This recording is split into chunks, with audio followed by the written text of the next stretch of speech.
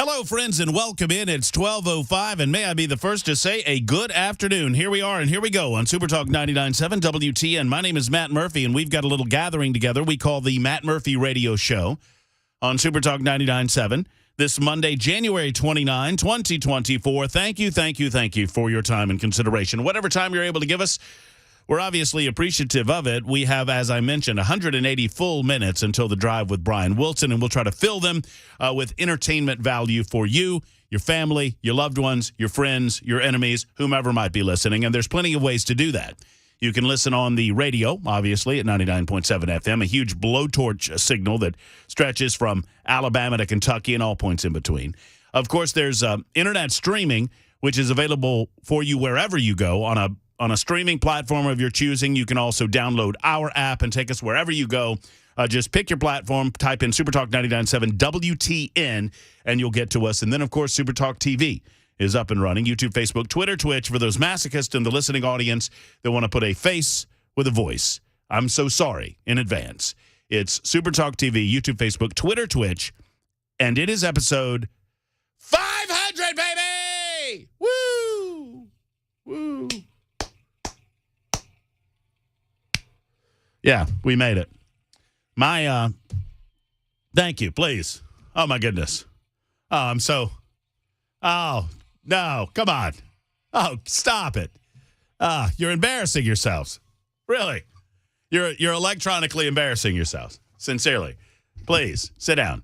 Take a seat beside all of the Joe Biden clips there on the soundboard, would you? You crowd of people, just you're embarrassing me, you're embarrassing yourselves. Thank you. Bel K is behind the glass. He's making sure that everything that comes out of our speaker sounds as good as humanly possible. He's been here for just about all of those 500 episodes, if I'm not mistaken, and he entitles said episodes. And today's 500th episode on YouTube, Facebook, Twitter, Twitch is entitled Matt Murphy Show, 500 Days of Shenanigans and Malfeasance, the Libertarian Lunch, noon to 3. It's a party. I like malfeasance. I do a lot too. of fun. I just like saying that word. I was enjoying getting into a fight with Mac Maury. Did you hear that? Did you hear me getting into a fight with Maury? Why can't you just let him be happy? I don't know. I don't even know what I'm doing. I don't really care. He's really excited. I was explaining to him why I thought that Travis Kelce was a jerk. And he was having none of it. And he was like, "What are you talking about?" And then I start telling him what I'm talking about, and he's fighting back, and then we're going after it, and maybe later on. We'll do that. You know what? Instead of attacking the Chiefs, why don't you attack his religion instead? I'll take less offense. Probably so. Yeah, that's fair. Anyway, in celebration of the 500th show, I want to show this on. I'm going to show this on camera, and then I'm going to move it to an area where people can actually partake in it. Look what the wife did. Look at this. So, hold on. Should I try to pull this out? Can you see this, Bel? Can you see this? Yeah. Okay, there you go. So, the wife made a cake. 500th show, 500th episode, and anybody that wants to come by and have some cake, you can have some cake. So, just come on by and have a lovely slice of cake. You're invited. Yes, it is 500 shows. That is my show when I'm here, or when I'm filling in for Brian Wilson, which I do on occasion. So I have to be present in the chair for 3 or 4 hours for it to count as a show, and we've had 500 shows. That's a little over 2 years. I first came to Nashville in December of 2021.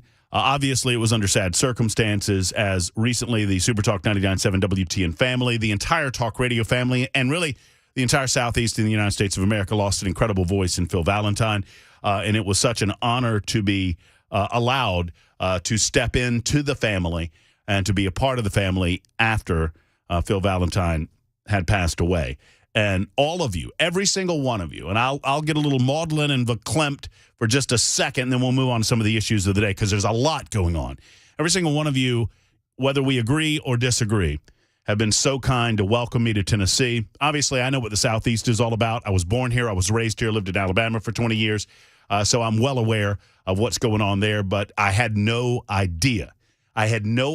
When I first came to Tennessee. I mean, I'd been to Nashville before. I'd been to Chattanooga. I mean, everybody goes to Pigeon Forge at one time or another if you grow up in Georgia. But I had no idea what Tennessee had to offer. And the most valuable asset in this state, beyond the mountains, beyond the beautiful topography, beyond the hills and valleys, beyond Nashville, Tennessee, beyond Graceland, beyond anything, is its people. And you make Tennessee such a special place.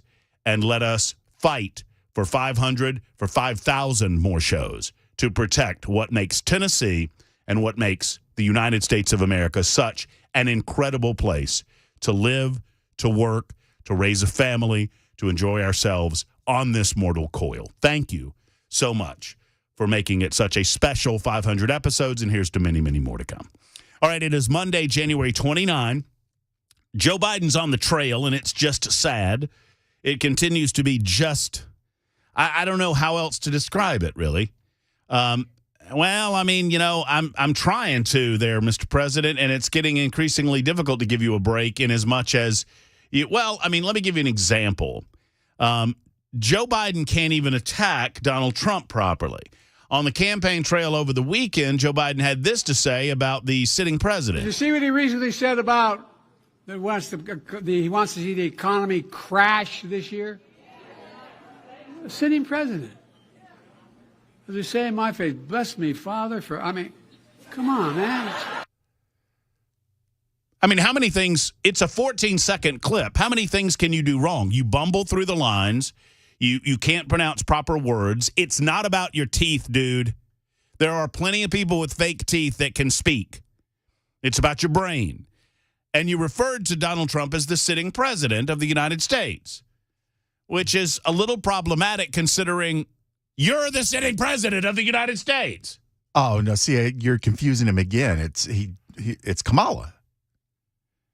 Did you see what he recently said about that he wants to see the economy crash? Yeah. And by the way, this I don't know of any defense of this behavior except to say that it is a danger that we have such weakness in the White House. And that has nothing to do with partisan politics. That has everything to do with American security. And our security is being exploited as a result of the ineffectiveness and the inability of the president of the United States to actually act as a leader. I understand that you surround yourself with important and very smart people, but you are the ultimate decision maker.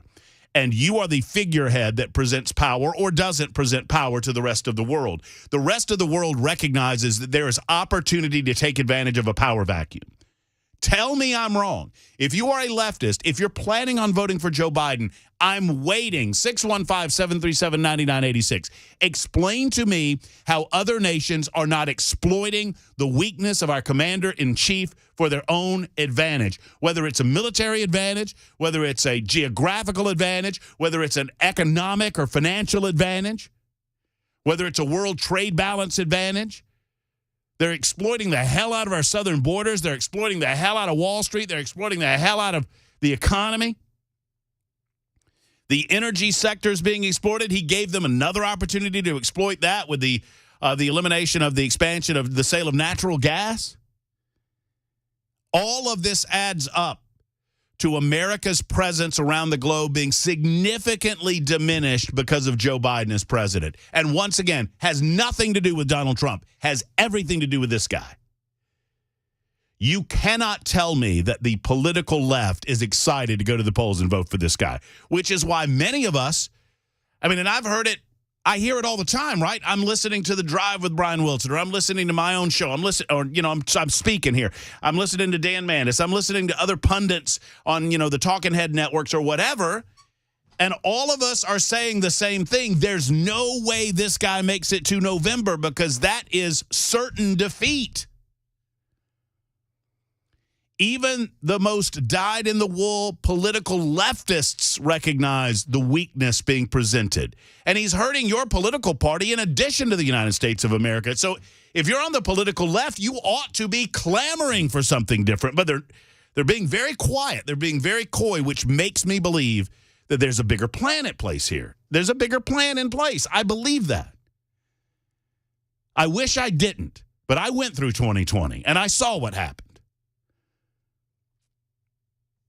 And you did too. So there's Joe Biden's weekend. That's just one factor as to what went down over the weekend. In the meantime, we had finally we have seen by Congressman Mark Green, who is the chairman of the Homeland Security Committee in the House of Representatives. We have now seen that committee present their articles of impeachment. They are attempting to impeach in the House of Representatives Alejandro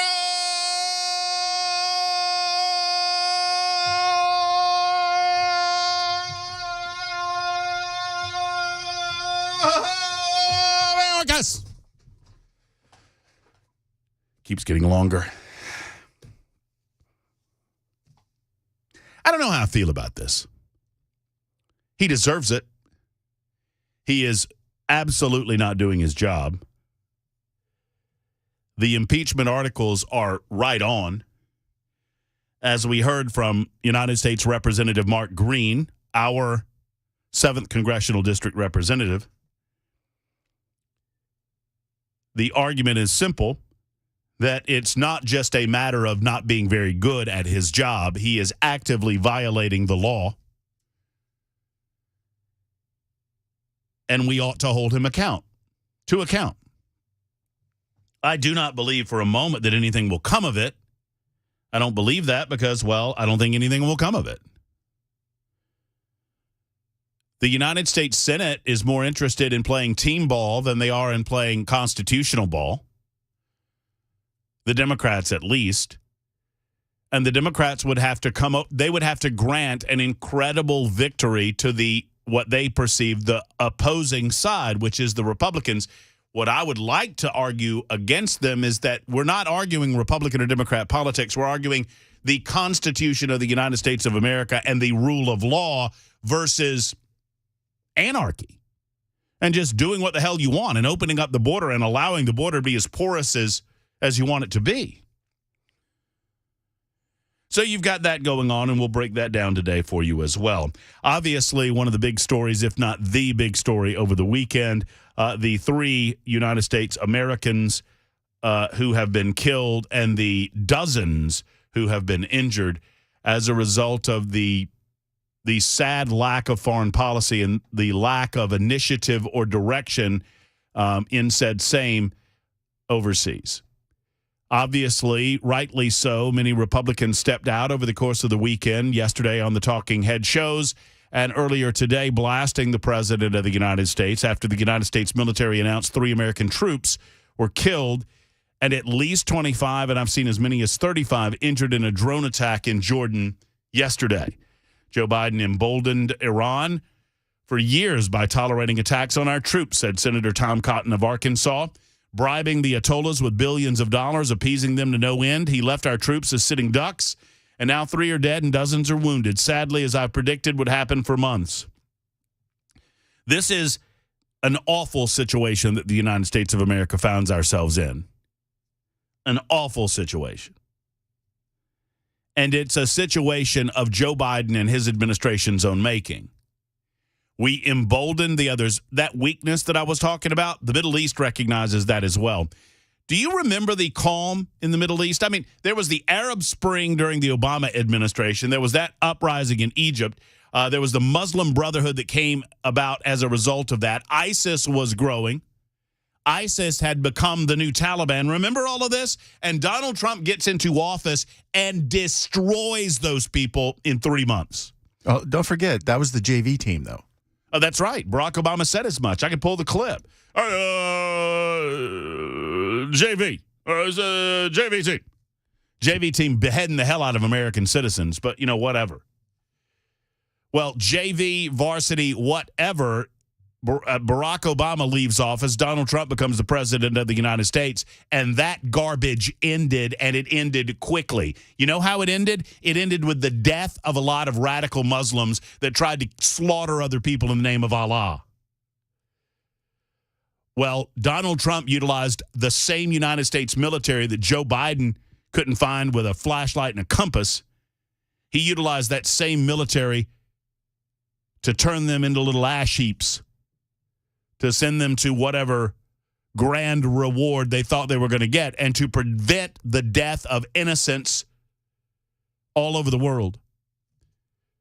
Yeah, I delight in the taking of life when those individuals whose life, and maybe I'll be judged for it one of these days, but I absolutely delight in destroying those who want to destroy me before they have the opportunity. And we're seeing what happens when you play kissy face with these people. They take advantage of the situation to the point that we're being drawn into a war in the Middle East that we have no business in. None. We should support Israel and allow Israel to do their business in their part of the world. And we should look at the rest of the world, and a strong leader would be able to do this and say, y'all need to stop screwing around. Otherwise, you're going to get some. And be willing to back that up. Not boots on the ground, not going to war. You don't have to go to war. Ronald Reagan demonstrated this. How long did we hear from Gaddafi after Gaddafi got his butt bombed and almost killed, and I think some of his family members were killed at the direction of then-President Ronald Reagan? I remember that. I was young, but I remember it. You didn't hear from Muammar Gaddafi for decades after. He died quietly, peacefully, not wanting to mess with America. You know, over the weekend, and I'll use this analogy because it's top of mind. I was thinking about this morning. We're in a bad place in the Middle East, and it was a slow walk here. We're in a bad place in all of these foreign entanglements, whether it's Ukraine, Israel, and the Gaza Strip, or in Iran. Wherever it is, we're in a bad place because of weakness, because of 3 years of weakness. And we've put ourselves in a position where there's a lot of bad choices that we can make to try to get out of it, but we got ourselves into this position because of weakness, because of the weakness of the commander-in-chief, not to draw lines in the sand and stand by them. I mean, it reminds me of Obama's red line with Iran. You know, before he gave them pallets of cash, Barack Obama drew red lines all over the. It's a red line. The red line. That's a red line. You can't cross that line. And then they crossed the line. I mean, literally, they did this. I think John Kerry was still a Secretary of State. I think that's right. Maybe John Kerry was whatever. Hillary was Secretary of State. Was John Kerry Secretary of State under Obama? I forget. He became climate czar afterwards. But one way or the other, I remember John Kerry's ugly face on a special edition of like ABC This Week, where it was, I'm John Kerry reporting, but there's a red line in the. I mean, they were talking red lines, and Iran was running all over those red lines and gave no crap about it. He was Secretary of State just after Hillary. Thank you. Then it was John Kerry. And now you have a president that's demonstrated over and over again his unwillingness to act in a direct and decisive fashion as a result of things like this. Well, you're just going to get more of them. There is a culture of death that exists over there designed to benefit them for their great reward should they die. What do they care? They don't. And now they don't even have to die. They use drones to do it. It puts America in an incredibly dangerous situation. And I'll make my analogy in just a moment. It's 12:23, just getting underway. Thank you for being here on this Monday edition. Our 500th episode of The Matt Murphy Show is on Super Talk 99.7 WTN.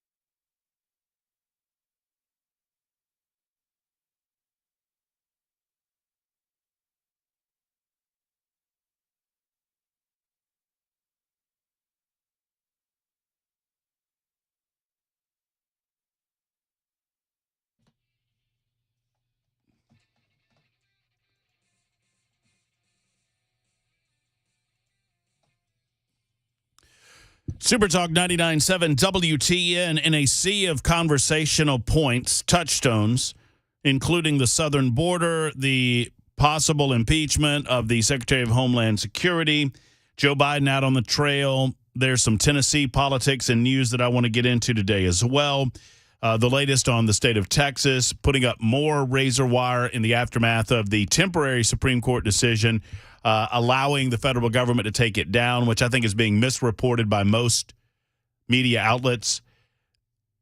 At least my understanding of it, unless I'm misunderstanding it, and I don't think I am, the Supreme Court said that Texas could not stop the federal, and I think there's a big difference between these two things. The Supreme Court said that the state of Texas could not stop the Border Patrol agents from taking down their razor wire.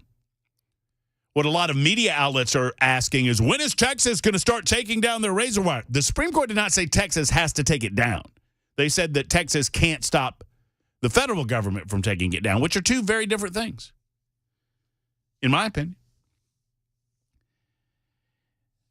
The 3 Americans that lost their lives in Jordan, the enemy drone attack that sadly was mistaken for a U.S. drone, which is what we're now being told,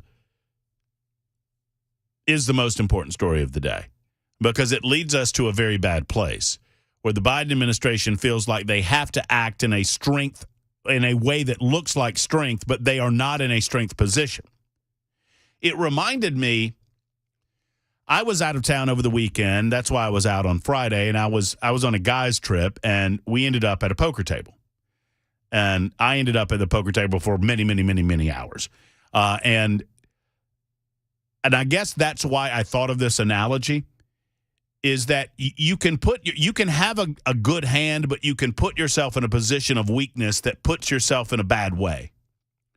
In other words, if you don't play the strength of your hand properly, and you poker players out there will know exactly what I'm saying. If you're dealt a good hand in Texas Hold'em and you don't play the bidding properly, then you can put yourself in a dangerous position where some idiot on the other end of the table shoves all in on you, and you've got a decision to make. You could have kept him out of the hand early. You decided not to. And now he's all in on you, and you don't know if he's bluffing or not. This is what Joe Biden and the Biden administration has done to the American people and our United States military. We've got the better hand. If you play with strength at the beginning, you don't have to worry about jerks like these Iranians droning our American soldiers because they know what they're going to get if they do it. Well, now they believe that they're not going to get anything if they do it. There's no loss to them at this stage. In the meantime, a U.S. official confirmed to Fox News the drone that killed 3 service members and injured dozens others got past air defenses for Tower 22 because it was mistaken for a United States drone that was expected to return to base at the same time. This, according to a Wall Street Journal article, they initially reported the development earlier today. The U.S. officials have now confirmed the information to multiple other media outlets. A U.S. official, as a matter of fact, told Fox News the American drone and the attacking one were in the vicinity of one another. For what it's worth, Joe Biden has, quote, vowed to take action. Well, I'm sure we're all on pins and needles waiting to see what that is, Joe. By action, he means poopy. According to U.S. officials who spoke to the Wall Street Journal on condition of anonymity, the enemy drone was launched from Iraq by a militia backed by Tehran. Of course, the Iranians say, we have nothing to do with this, which is what they always say. And, in the midst of all of that, they're still counting their money that the Biden administration freed up for them to initiate these types of attacks. You understand? They're offering them all of this money in humanitarian aid, giving them more flexibility with the money they already have. It's not as if they use the money for humanitarian aid for the attacks themselves, but it frees up the other money that they have to use that money for the terrorist organizing that Iran is so busy doing with Hezbollah and the Houthis and all of these other terrorist organizations, and the individual, the Palestinians in Gaza, all of these organizations funded by whom? by Iran. The country that America just allowed to access billions and billions of dollars. Joe Biden could not be playing this any better if he were a Manchurian candidate, attempting to further the goals of American enemies. I defy you to tell me how. Now, many of you do want to speak on the matter, and we'll allow you to do that. 615-737-9986. It's always good to turn a monologue into a dialogue, especially on this, our 500th show. So, 615-737-9986. If you want to be a part of the show via the phone lines or on the super text, it's wide open, 1233 on Super Talk.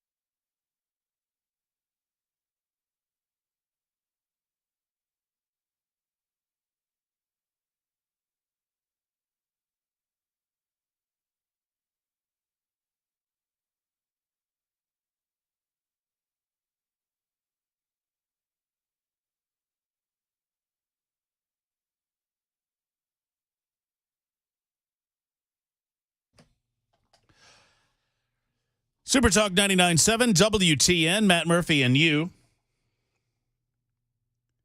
Thank you for being around. 12:38 as we continue the Libertarian Lunch. We've got 2 more hours after that. Coming up in the 1 o'clock hour, we will welcome back to the show Representative Jody Barrett, who has several pieces of gun legislation presented before the Tennessee General Assembly that I need some explainers on.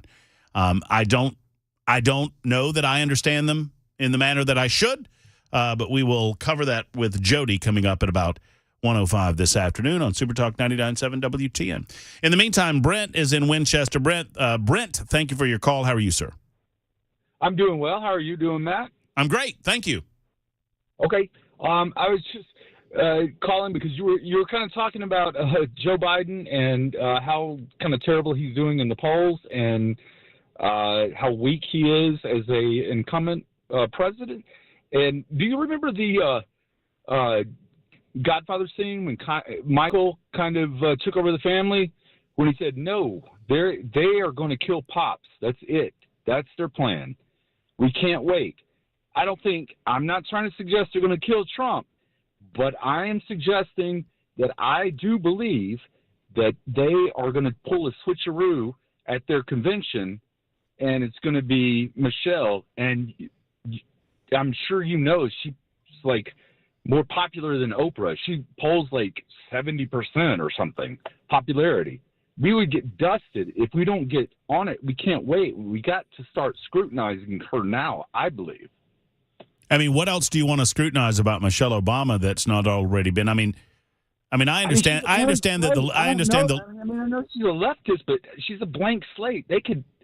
No, she's not. I mean, no. I mean, you know what you're. I mean, the only reason that anyone would vote for Michelle Obama is because they want Barack Obama back. You might be right, but you see how she polls so popular.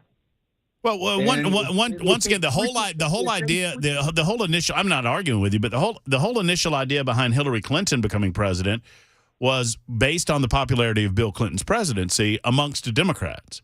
So yeah, the Democrats love them some Barack. I mean, they don't care. The Democrats don't care what Michelle. I mean, my point is this: the Democrats don't care what her policy positions are. She's not Joe, and she represents Barack. What do we have a problem with? Suburban women.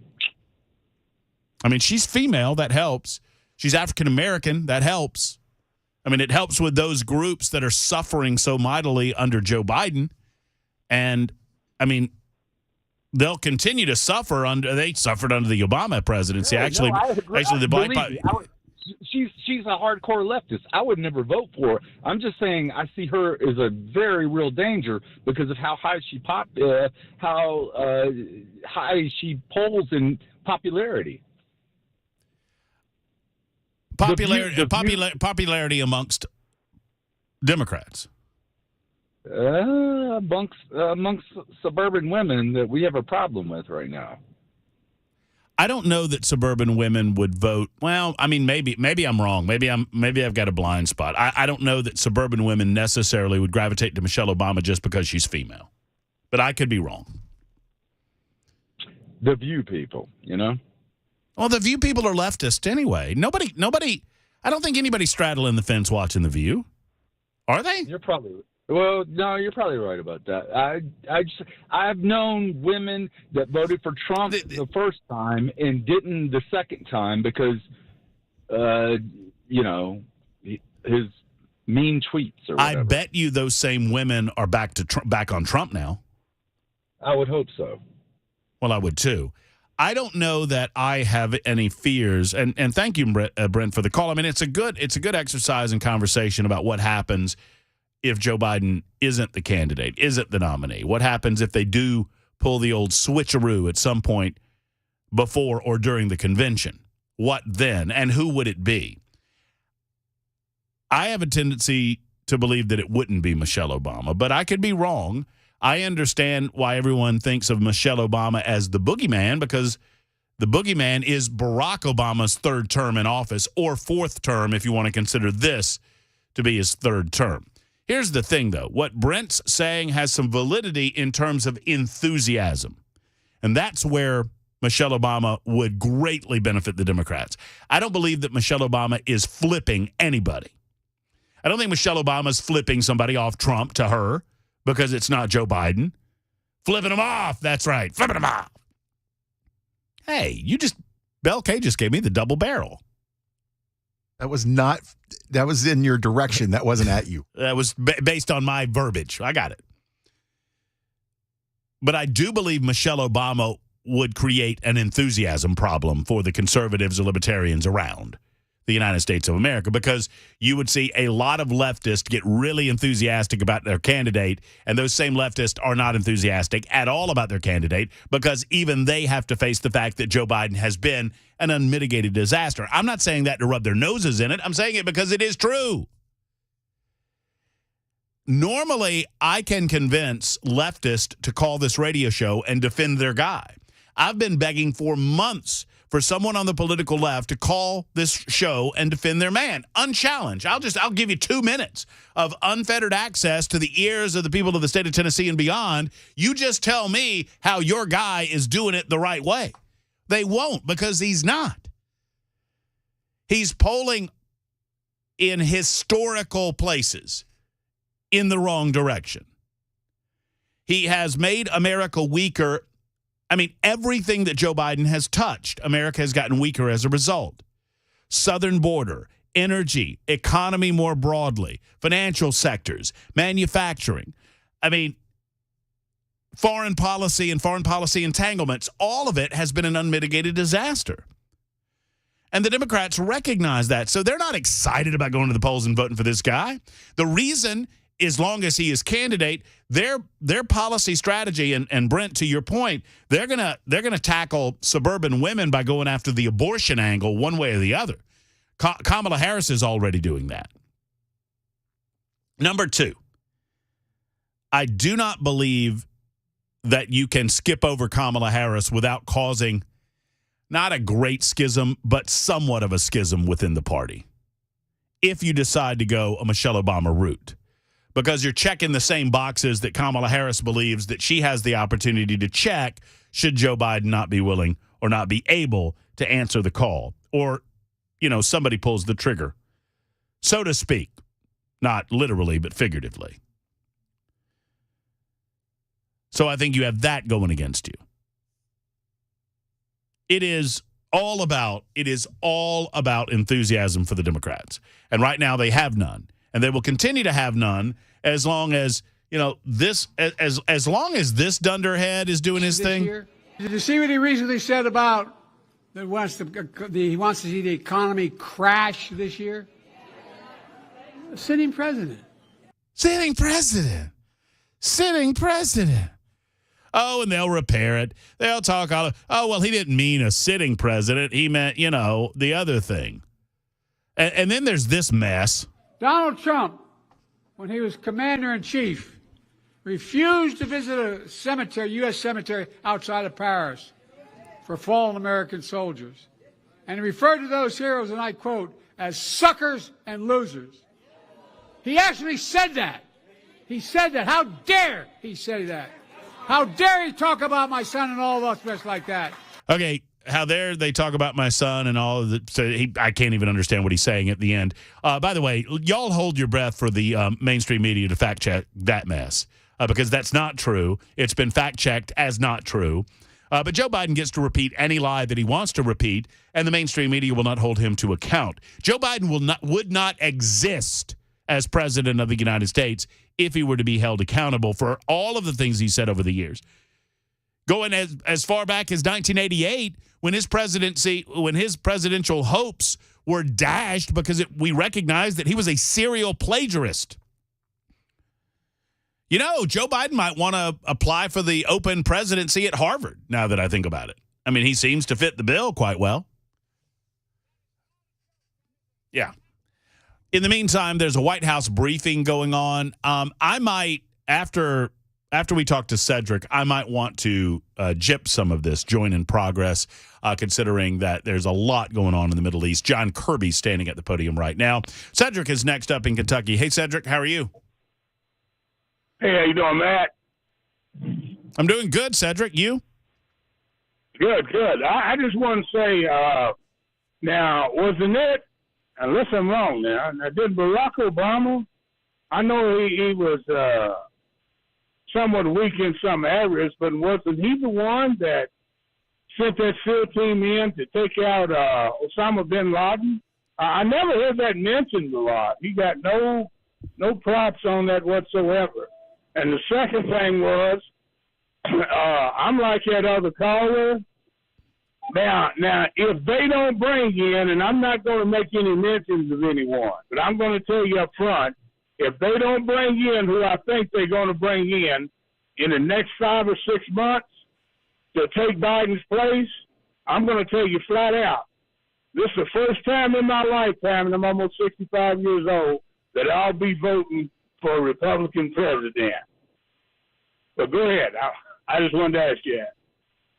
So let's unpack a little bit of that. I think Barack Obama has received satisfactory grades on taking out Osama bin Laden. I mean, I don't. Okay. I mean, we don't bring it up every day for obvious reasons. I mean, because It's been a long time ago. But I don't know of anybody that criticizes Barack Obama for doing that. Now, Joe Biden was sitting in that security room as vice president of the United States. He was in the room and advised Barack Obama not to do the mission. I don't know if you know that or not. He was the lone voice saying that. And we keep that in mind nowadays. So I think, of all of the things that Barack Obama did wrong during his presidency, killing Osama bin Laden was not one of them, obviously. That said, you're saying if they don't bring in a certain candidate to replace Joe, that you're going to go the other way. I have no choice. And like I said, I'm almost 65 years old, and this will be the first time that I have had to bring this lump up out of my throat, and I have never in my life voted for a Republican president. Well, you're going to vote. You're going to vote for Trump. You're voting for Trumpy Trump. If that's the case, I'm going to wind up. If that's the case, if they don't bring in, and I believe they got somebody coming in the next 5 months that's going to kind of push.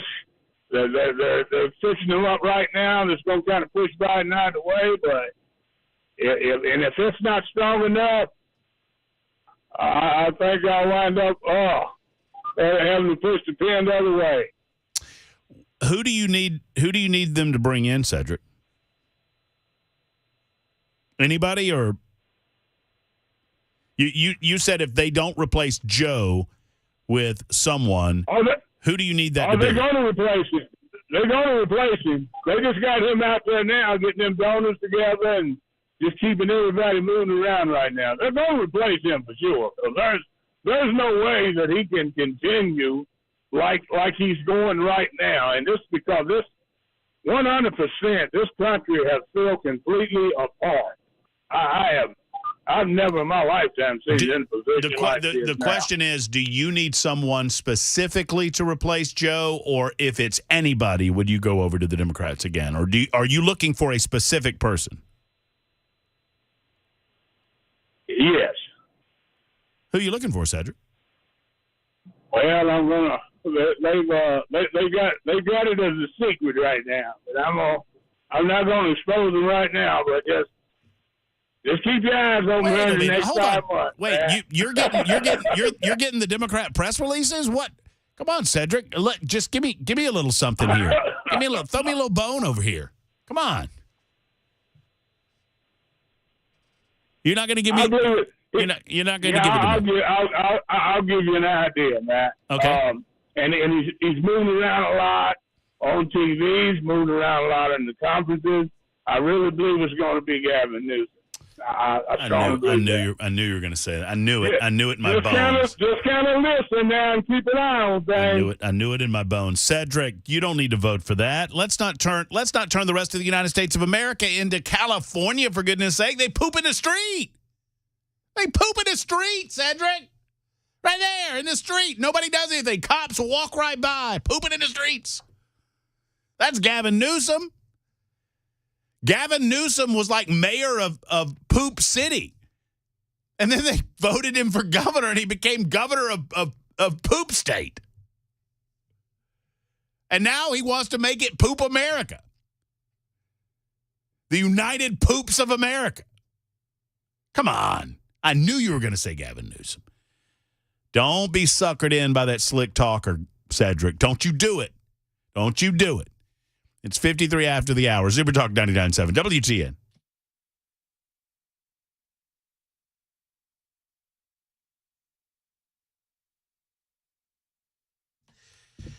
Hey, folks, it's Matt Murphy on my 500th show, reminding you that if it's time to cook something special for your loved ones, maybe you're trying to get a little better in the kitchen, or perhaps you just want to up that food game, go to Savory Spice, and you'll do all of those things. Ladies and gentlemen, Savory Spice is locally owned by Holly, David, and the rest of the crew.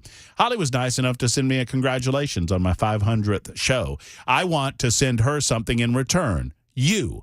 Into Savory Spice, whether it's at L&L Market or perhaps over in Franklin on their in their location right off the square. Go see Holly and David. Tell them thank you for sponsoring the show as much as they have, for everything that they do, and browse about the shop. You will absolutely love it when you go to Savory Spice, because you up your food game by upping your spice game. You up your spice game at Savory Spice. They've got salts. They've got spices. I've long talked about, people were asking me to stop talking about my absolute love for the Alderwood smoked sea salt. I absolutely love it. I put it on everything. You'll love it as well, I think. It's got that flavor, and they've got different flavored salts if you're looking for something different. Plus, they've got any spice imaginable. They've got spice combos for those less experienced folks in the kitchen. It's all right there at Savory Spice. Go by and see them. Once again, locations in Franklin, just off the square, and in L&L Market on Charlotte Pike. It's the one and only Savory Spice.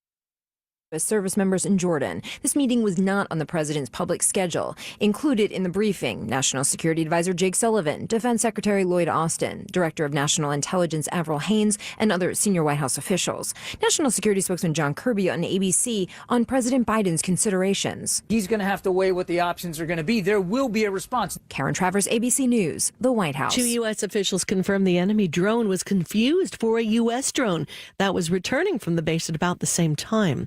A group called Take Our Border Back is calling for demonstrations across the country.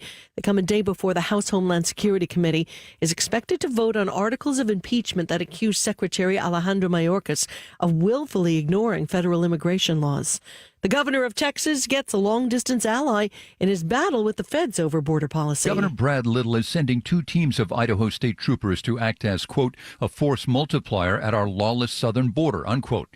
The distance from Idaho to the U.S.-Mexico border in California or Arizona is considerably shorter, but those states both have Democratic governors. Texas Governor Greg Abbott, like Brad Little, is a Republican. ABC's Jim Ryan. A new analysis on where hate crimes are most common. FBI researchers say from 2018 to 2022, a staggering 30% of juvenile victims of hate crimes experienced it at school, and nearly 36% of juvenile offenders committed the crimes at school, with intimidation being the biggest form of hate, anti-black or African-American hate crimes the highest, followed by anti-Jewish and anti-LGBTQ offenses. Derek Dennis, ABC News.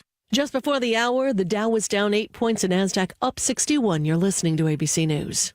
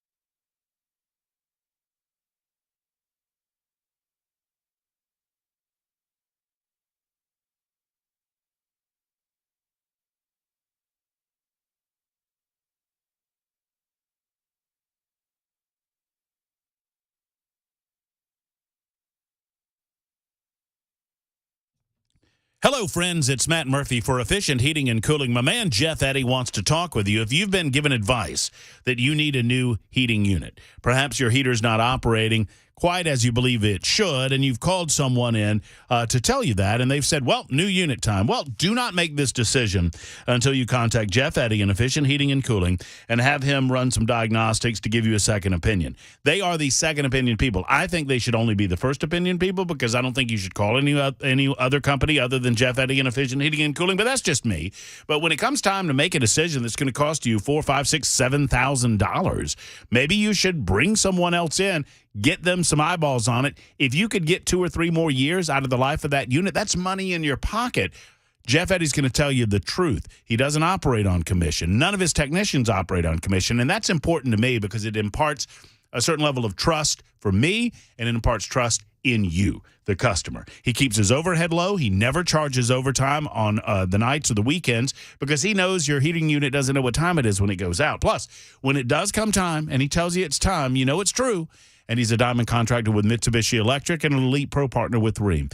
Give Jeff Eddy a call today at 615-784-4424. That's 784-4424. Or go to efficienthvac.net.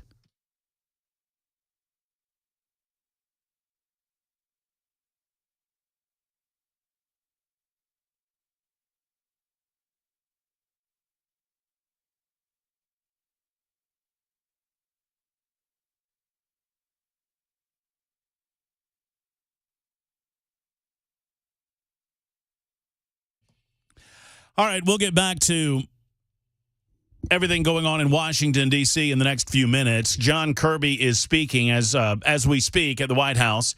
He's just about to, I don't know if he's about to leave the podium or not. I'm looking up on monitor number 2, and I see him standing there answering questions about our dead servicemen in Jordan. Sadly, this is not new. This is not something that has never happened before. If you remember the disastrous pullout of Afghanistan in which 13 American service members died under the watch of Joe Biden and his military commanders. And now, because of a lot of ineffectiveness, we're watching other service members get maimed, other service members die as a result of this president and this presidential administration. We'll continue to monitor that as circumstances allow us to do so, and we will deliver the news of the day from the White House to you as soon as we get it. I'm just not going to bore you with the press meeting or the press briefing. We'll cover the highlights afterwards. John Kirby once again standing at the podium as we speak. In the meantime, 615-737-9986 is our telephone number. We'd love to hear from you. The General Assembly's in session. They took a week off for the snow week. All of us seem to take a week off for the snow week, but they were back last week. And a good friend of the show, Tennessee State Representative Jody Barrett, has filed a couple of bills that I am interested in. One specifically that would allow Tennessee gun owners with an enhanced handgun carry permit to bring their firearm into buildings that otherwise prohibit or restrict carrying weapons. At least that's the first line of the Tennessee Star article where I found out about several of these bills. I thought I would get it from the source, and so we welcomed Representative Jody Barrett, and he has agreed to be on the show with us today. Hey, Jody, how are you? Good afternoon, Matthew. How are you? I'm doing well. You know, it's our 500th show, and we only bring the best on episode 500, and that's you, Jody. How about that? I am absolutely honored to be a part of such a momentous occasion for you and Bill Kay. Well, it's going to be a heck of a lot of fun. In the third hour, we're going to break out the bubbly, and we'll see what happens. We're going to get crazy around here. What about the after party? Oh, yeah. No, it's big. I don't know where it is. They won't tell me. So maybe you can get that information from Bell. But I think it's maybe at Party Foul or somewhere. Anyway, so let's talk about these bills. Let's begin with HB 2032. And I just want you to describe, for those of us just learning about the legislation, what these bills would do. HB 2032, go. So 2032 allows an enhanced carry permit holder. Basically, it takes away the misdemeanor crime that is in the statute currently for walking past a posted sign into a building that is posted as no firearms. So the caption of the bill is a little bit misleading in that it says that enhanced carry permit holder is able to enter these buildings, but what it does is just takes away the criminal part of that statute. So a business owner can still post their business. They can still refuse to allow guns in. This is just removing that automatic criminal provision where if you cross the threshold of one of these buildings or businesses, an innocent law-abiding citizen becomes a criminal. I don't have a problem with it, and I'm in favor of it, obviously, but a couple of particular questions about it. I mean, this is not something, and once again, I'm not criticizing you when I say this, but this isn't something that's happening, right? We're not charging Tennesseans criminally because they're bringing, let me put it this way, Jody. I take my gun into posted areas all the time. And, it's kind of a don't ask, don't tell, right? I do so with the understanding that if someone questions me on it, I'm going to have the authority to leave. What you're telling me is technically I could be charged at that point, right? Under current law. Under current law, if you are found to have a weapon in one of these posted locations, you could be charged with a Class A misdemeanor. Okay. And you just want to take that away? I want to take that away because part of the issue that we're all trying to address is this rash of break-ins to cars and guns being stolen out of cars. Well, part of that contributing factor to that is law-abiding citizens that do see signs and try to obey the law and try to be mindful of the rules of the road, so to speak, will see a sign and turn around and go back to their car and take their weapon off their person And that's just creating more targets. We have opportunistic criminals out there that are watching these posted locations, watching people return to their vehicles and waiting for them to go back inside to sit down for a meeting or a restaurant for dinner for, 45 minutes or so at a time. They break the window, smash the glass, and grab and run. And, this will reduce, hopefully, some of those opportunities for criminals that are looking for an easy smash and grab. I hear you. Talk to me about the difference between, I don't have a permit in the state of Tennessee because I'm not legally required to have a permit if I conceal carry in the state of Tennessee. At least that's my belief. That's my understanding. Is that not correct? That's correct. Okay. We have permitless carry in Tennessee. What is the difference between getting a permit and getting an enhanced permit?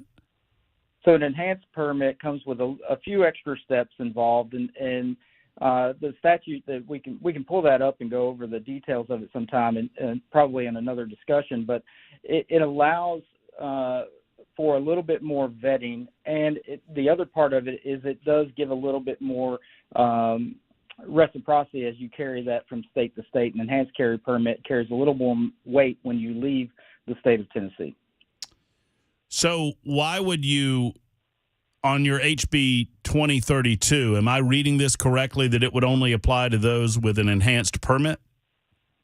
That's correct. And you're going to ask, why would I limit it to just that? Right. Well, we have to start somewhere. And I've started this conversation last year with a bill that unfortunately the Senate did not decide to move anywhere with it. And you and I had a pretty spirited discussion about that at the time.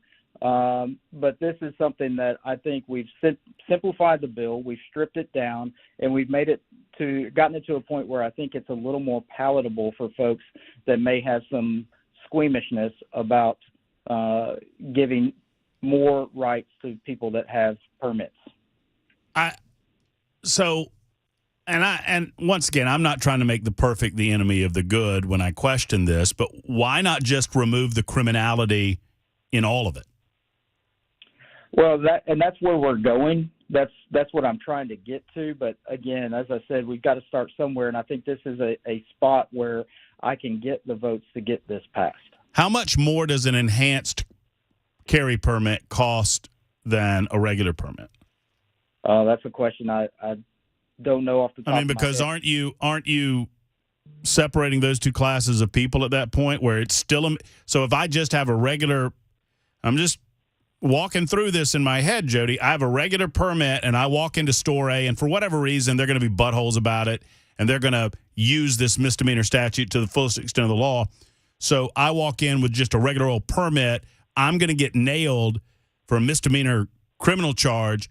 But old boy right beside me who paid more for his enhanced permit, which functionally, frankly, that means nothing to me, but he's good to go just to leave. But person A is going to get dinged for the misdemeanor. But you're saying that you're just trying to stage this. I think you could go the whole way, Jody, and get it supported in the General Assembly, don't you? I do think there's support in the House. I think we have a little bit more difficulty in getting some of these types of provisions passed in the Senate. And so based on what I've had multiple conversations over the summer with different folks, this is a starting point where I think we can actually get some movement in favor of gun holders or gun owners in Tennessee. What are the functional differences in the state? I understand you're saying that from a reciprocity standpoint that some states look at enhanced different than a regular permit, and I would look at that as their problem, not Tennessee's problem. But set that aside for a minute. What are the differences in the state of Tennessee between having a permit and having an enhanced permit right now? Like, what would an enhanced permit entail me to be allowed to do that I can't do with a regular permit right now? Do you know? Well, that's part of the problem is there isn't a whole lot of difference between a regular concealed carry permit and an enhanced carry permit. So it kind of defeats the purpose of having that additional scrutiny involved. And to answer your previous question, an 8-year enhanced carry permit's $100 versus $65 for a concealed handgun carry. Okay. 65 also for a military 8-year enhanced carry permit. The enhanced requires some additional training, et cetera. Is that right? That's right. There's some additional training. There's some additional background checks and things that go along with it as well. So were these enhanced permits, was the difference between the enhanced permit and the regular permit already in play, to your knowledge? And I know you're a freshman. I'm not trying to, ask you a question necessarily that you don't know the answer to, but my curiosity gets the better of me. If this distinction between the two types of permits existed before we got permitless carry in the state. Yes. Enhanced handgun carry permit was created prior to the permitless adoption, carry. I think 2 years ago, of the permitless carry. I think a better approach, and this is just, some guy on the radio spitballing here, but would a superior approach not be just to eliminate one of the categories of permitted carry and just have one category of permitted carry that has all of this underneath it? Absolutely. And I think you're getting to kind of the crux of the issue when it comes to gun laws in Tennessee, and that we've had so much incrementalism over the years, and there's been so many different ingredients added to the soup that it's hard to recognize what actually we're dealing with. Certainly for somebody that is trying to follow the laws and be a responsible gun owner and citizen, it's very confusing. The laws are all over the place. And so we do need to do some streamlining, and I would love to see a complete overhaul to allow something to be passed that it would be more comprehensive across the board and make it much easier for citizens to know where they can and can't carry. Jody, aren't you making it more complex with this legislation, though? Because now I go into a place of business, there's a sign, I walk by, and now instead of saying, well, I have a permit to, so now I have to make a distinction between, well, my permit is enhanced, my permit's not regular, so this person can't charge me with a misdemeanor offense. I feel like we're making it more complex than it needs to be. Maybe it's me. I mean, I was educated in Georgia, Jody, so I might not be understanding something. Well, I don't know that we're making it more difficult. Hopefully we're making it more broad, where people who have gone the extra steps to get an enhanced carry permit have some understanding about what they can and can't do, and we have fewer people taking the risk of disarming themselves when they don't have to or shouldn't have to. Well, I think you can go the whole way on this, and you would certainly get my support if you just remove any statute involving criminality with regard to walking past. I mean, is it not a defense for me to say I didn't see the sign? Well, in any criminal provision, there has to be the element of intent in order for you to be charged with a crime. And so I think that's part of this issue as well. You've got situations where people don't see the sign, or they're unaware. Maybe they come in a different entrance, whatever the case may be. The biggest thing when I tell the story about how this might apply, and I work in the real estate world with a lot of real estate agents, particularly female agents, that carry a firearm on their side anywhere they go because they're in a lot of situations where they're alone, showing houses or whatnot. And when that person or that female real estate agent walks into one of these businesses, she is not the person that business owner is trying to protect against. The person that they're trying to protect against or defend their business from, they're not paying attention to a sign anyway. And so what I want to do is remove this notion that female real estate agent feels like in order to obey the law has to go back to her vehicle and take her gun off of her side. But you're putting the burden on her to go take an 8-hour class and to pay extra money to get the enhanced permit. And the vast majority of them already have that anyway. And so that's what we're trying to get to is give a little bit more of an incentive for people to get the enhanced carry permit and give them something for what they're spending that money for and that time.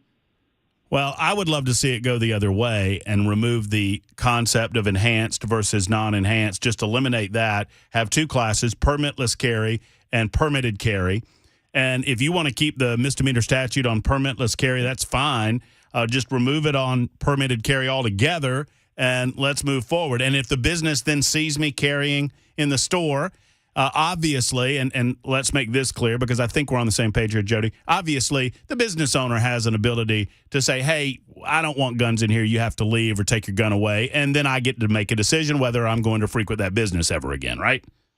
Absolutely. It's just like no shirt, no shoes, no shirt, no service. If you walk in past the sign and they notice your weapon and they can ask you to leave, at that point, if you refuse, you're committing criminal trespass. So the business owner still has rights under this statute. We're not taking that away. They can still post their business and they can still refuse service to someone that is carrying. Well, I would encourage you, Jody. I mean, I like the way you're thinking, but I would encourage you to focus on, and you know better about how things go down there and where the votes are down there than I ever will, than I ever want to. But I would encourage you to maybe, I don't know, whip the votes and see if you could get something passed that would apply to everybody as opposed to just the enhanced carry. And you know how much I'd love streamlining that process. Well, that's absolutely what we're working toward. All right, Jody. Thank you for explaining this for us. Is this the big piece? I mean, I think the companion is SB 1037. Is it Stevens that has the bill over in the Senate? Is that right? There's another bill that Stevens has that was from earlier this year. I believe the Senate sponsor on 2032 is going. It hasn't been filed yet, but I'm hopeful that Senator Paul Bailey is going to file that today for us and be my Senate sponsor. What is 0746 yours? So I think I'm confused. That's the one that I ran last year with Stevens, and it's been gen subbed in the Senate. And so it'll be coming off of notice in the House. And this is the current bill that I have, 2032, is basically a redo of that with a stripped-down version. Again, having heard some of the objections that we had to that bill, concerns from both gun owners and business owners, this is a bill now that I believe that we can get behind and everybody will be able to support. Okay, so just to make sure I understand, and take the separation between permitted and enhanced out for a second, it would just take any misdemeanor criminality out of if I walk into a place of business, I've got a gun, whether I don't see the sign or whatever, I mean, I'm not going to get into the head of people that are doing this, but I go into a restaurant, somebody notices I've got a gun, they say, hey, we don't allow guns here. You can take it back to your car or you'll have to leave. So there's not going to be any criminality in that. That's basically what we're talking about with this legislation. That's correct. Okay, cool. Well, I would encourage you to talk to your fellow members and see if they'd be willing to apply this to everyone with a permit, because I think it would get some broad support across the state of Tennessee if you guys were to do that. Well, I will be having lots of conversations over the next several weeks, and if I find that there is a sentiment in the House to do that, I'm all for expanding the rights for gun owners as much as possible. Well, no, I certainly appreciate you even bringing it up. There are several questions on the super text line regarding the signage. Anyway, let's bring that up. I know we'll have plenty of opportunity to talk about this as it gets debated, because a lot of people are suggesting that we just eliminate the signage altogether. I don't know that that's going to happen necessarily, but Jody, thank you for your time. I appreciate you, and we'll talk again soon. All right, sir. Thank you very much, and congratulations on your 500. Yeah, thanks, man. I appreciate that. 500 shows, and Jody Barrett's been a part of like 4 of them. Yes! And he was certainly a part of 500. It's 124 on Super Talk.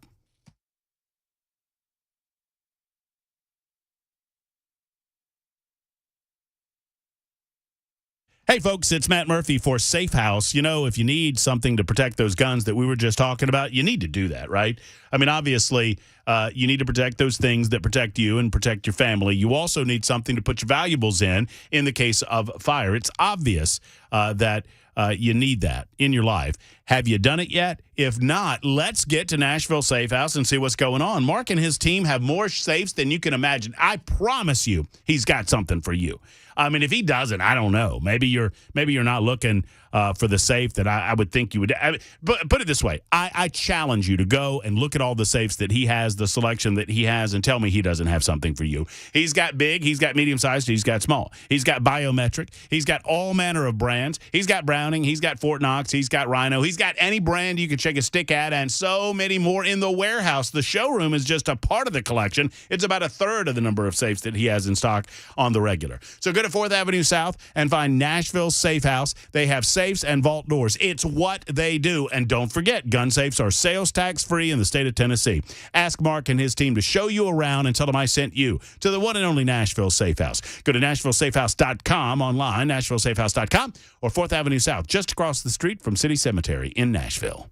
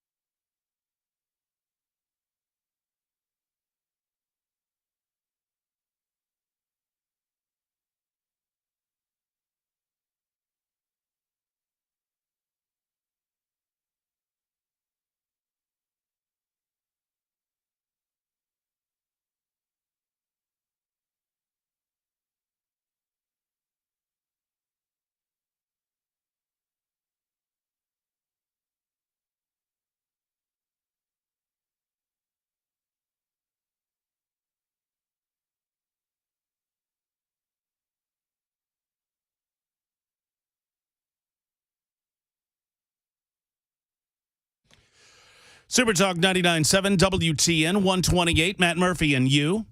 We're about halfway home in episode 500 of these proceedings, and thank you all for the kind words. You're very, very kind. People like Bill and, well, so many of you, I can't even count the number of people that are saying that happy 500th. Thank you. And then there's TB, who says, my head is hurting. TB, I'm sorry, you should probably take some Aleve or perhaps some Tylenol, maybe some aspirin. If your head is hurting, friend, there are ways to alleviate that. Listening to this radio show will not alleviate the head problems that you might have. Probably going to make that worse unless you get some outside assistance. John writes in. John's one of my favorites from Lawrenceburg and says, business owners have the right to operate their own businesses however they want, although the government already overreaches in many areas concerning businesses now. Then people would actually decide if that business remains open or successful.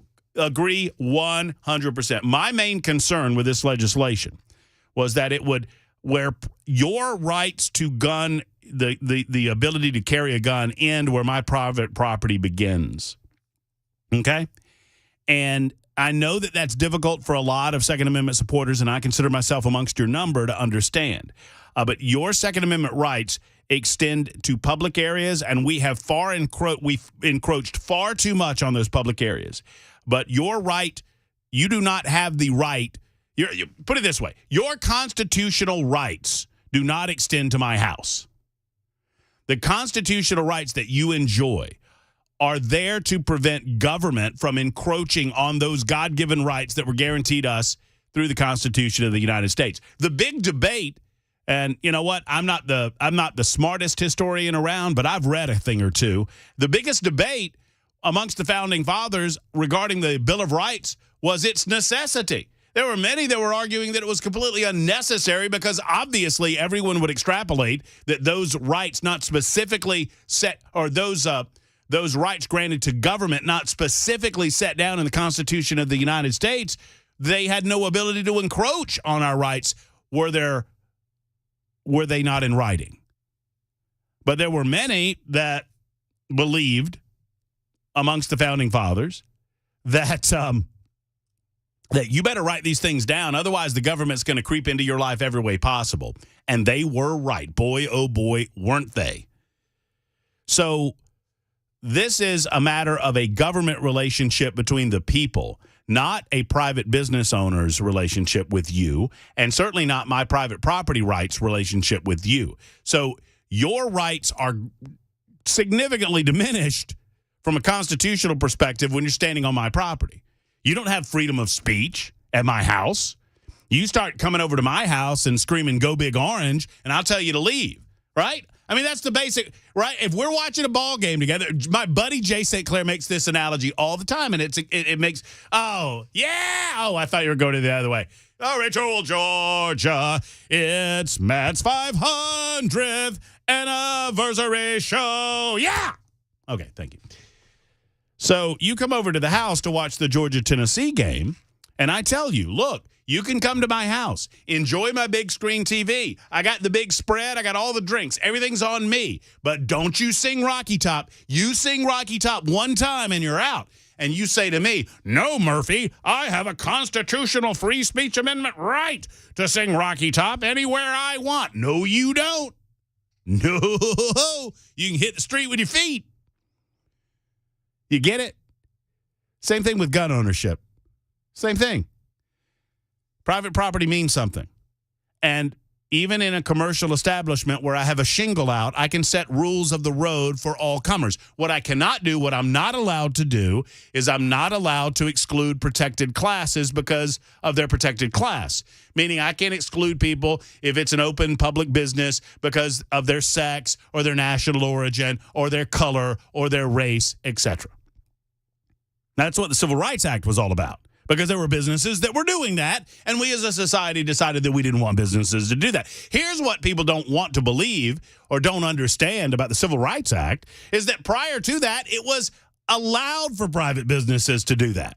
And we decided as a society that we thought that that was kind of disgusting because a lot of private businesses were doing it because people were black. Does that make sense to everyone? Okay. All right. Glad that made sense. 133. Super Talk 99.7 WTN.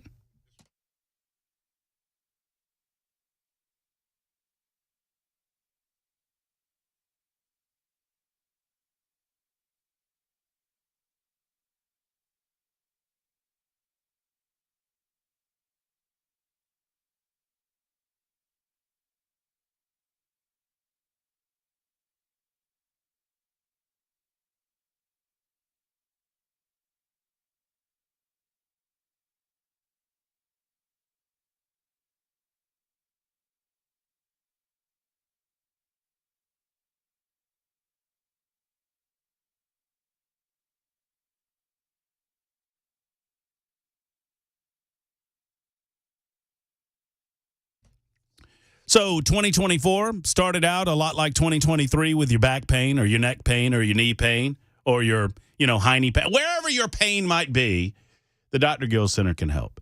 And I want 2024 to be pain-free, without the need for pills, without the need for needles, and certainly without the consideration for surgery. And the Dr. Gill Center for Back, Neck, and Chronic Pain Relief can do just that. Friends, I'm not just a spokesperson. I am a client. I go to the Dr. Gill Center.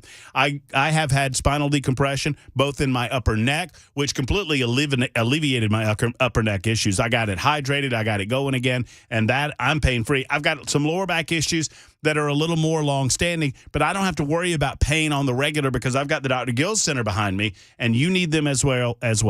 Ask them about their specials when you come in for the introductory rate. They've got great specials going on at the beginning of 2024 because they want to introduce you to pain-free life, once again, without relying on needles, without having to pop pills, and without the consideration for surgery. That's what it's all about. They can also tackle soft tissue issues with their red light therapy and their Class 5 laser system. Ask them about that as well when you stop by the Dr. Gill Center.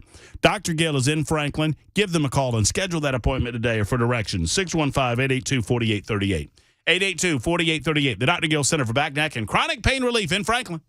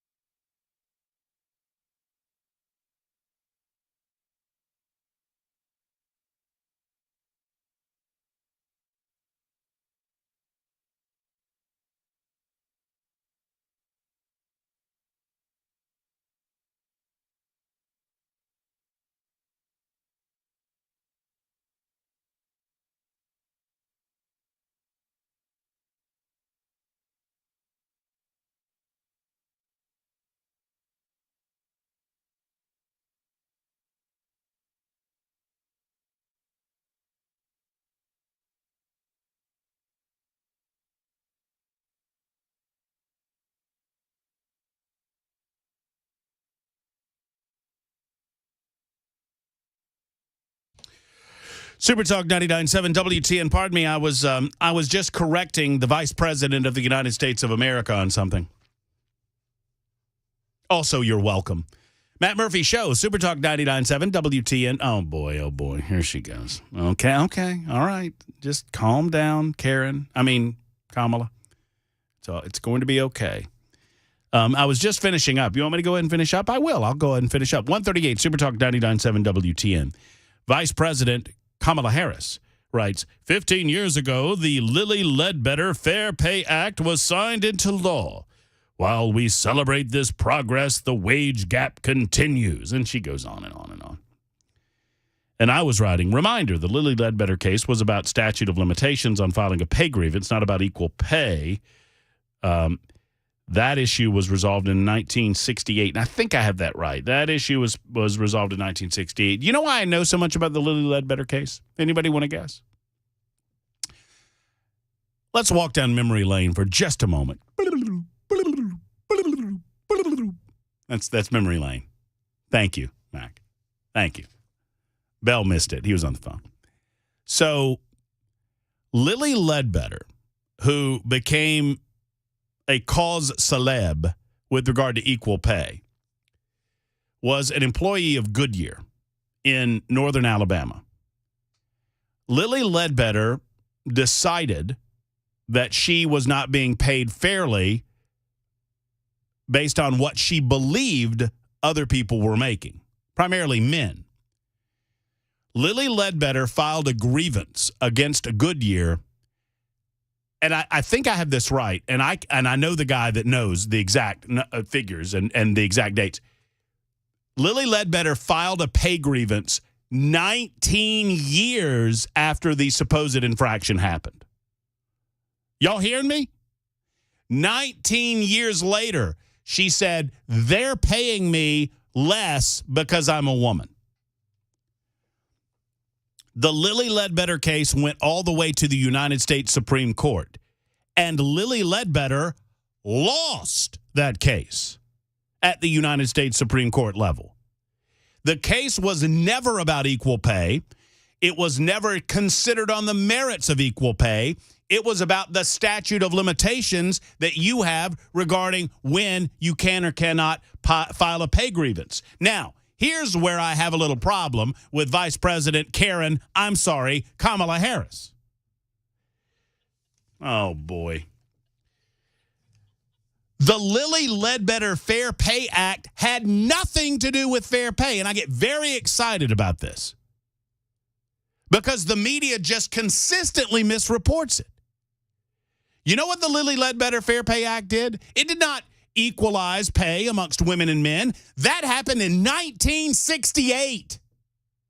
Since 1968, it has been impermissible to pay women differently because they're women. It is against the law. It's against federal law, and it's been against federal law since 1968. All that Barack Obama did with the Lily Ledbetter Fair Pay Act was recognize that the media was toting the water and misreporting this story. So he glommed onto it like any politician would, I suppose. And he did this big signing ceremony, and he got it through we got it through the Congress, United States, and we're going to finally, we're going to pay women what they deserve. Finally, we're going to pay women the same thing that we pay men. Kudos to me. No, they eliminated the statute of limitations. That's all they did. So, by the way, unless you haven't figured it out by now, do you know who the lawyer was that represented Goodyear in that case? Jay St. Clair. Jay St. Clair. Do you know who argued that case all the way to the United States Supreme Court? Jay St. Clair. Jay St. Clair. Do you know who won that case? Jay St. Clair. 3 for 3. Good for you. Jay told me he was disappointed. They didn't let him answer questions before the justices. He was there.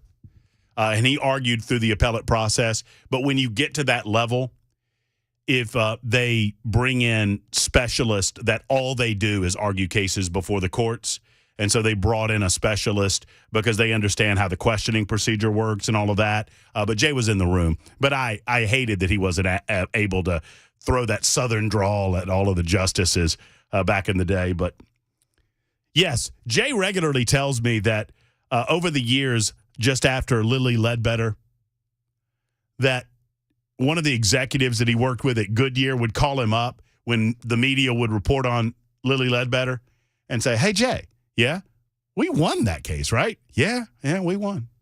Well, you wouldn't know it.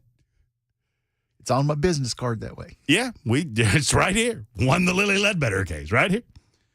So 1,000 in front of the Supreme Court. So, that's exactly right. He's never lost before the Supreme Court. I hope that makes sense to you, is that the political left just lies so that they can convince and con their stupid supporters into believing that they've done something for them. It has been impermissible, but whether you want to believe it or not. And women, those percentages that they throw out, there are plenty of reasons for those percentages. And there are plenty of factors. When you say, well, women make 85 cents on the dollar as to what men make. This is an overall percentage based on a number of factors, like women leaving the workforce to get pregnant and have babies. Whereas when men decide that they want to be fathers with their spouse, they traditionally don't have to leave the workforce as a result. You follow? But the liberals back in the Obama era convinced America that women were being unfairly treated under the law, and it had to be corrected. And it wasn't true. And it works me over. It works me into a lather how the mainstream media is willing to lie, cheat, and steal to support Democrats. But, clearly that law isn't working, so we need a law to make that law work.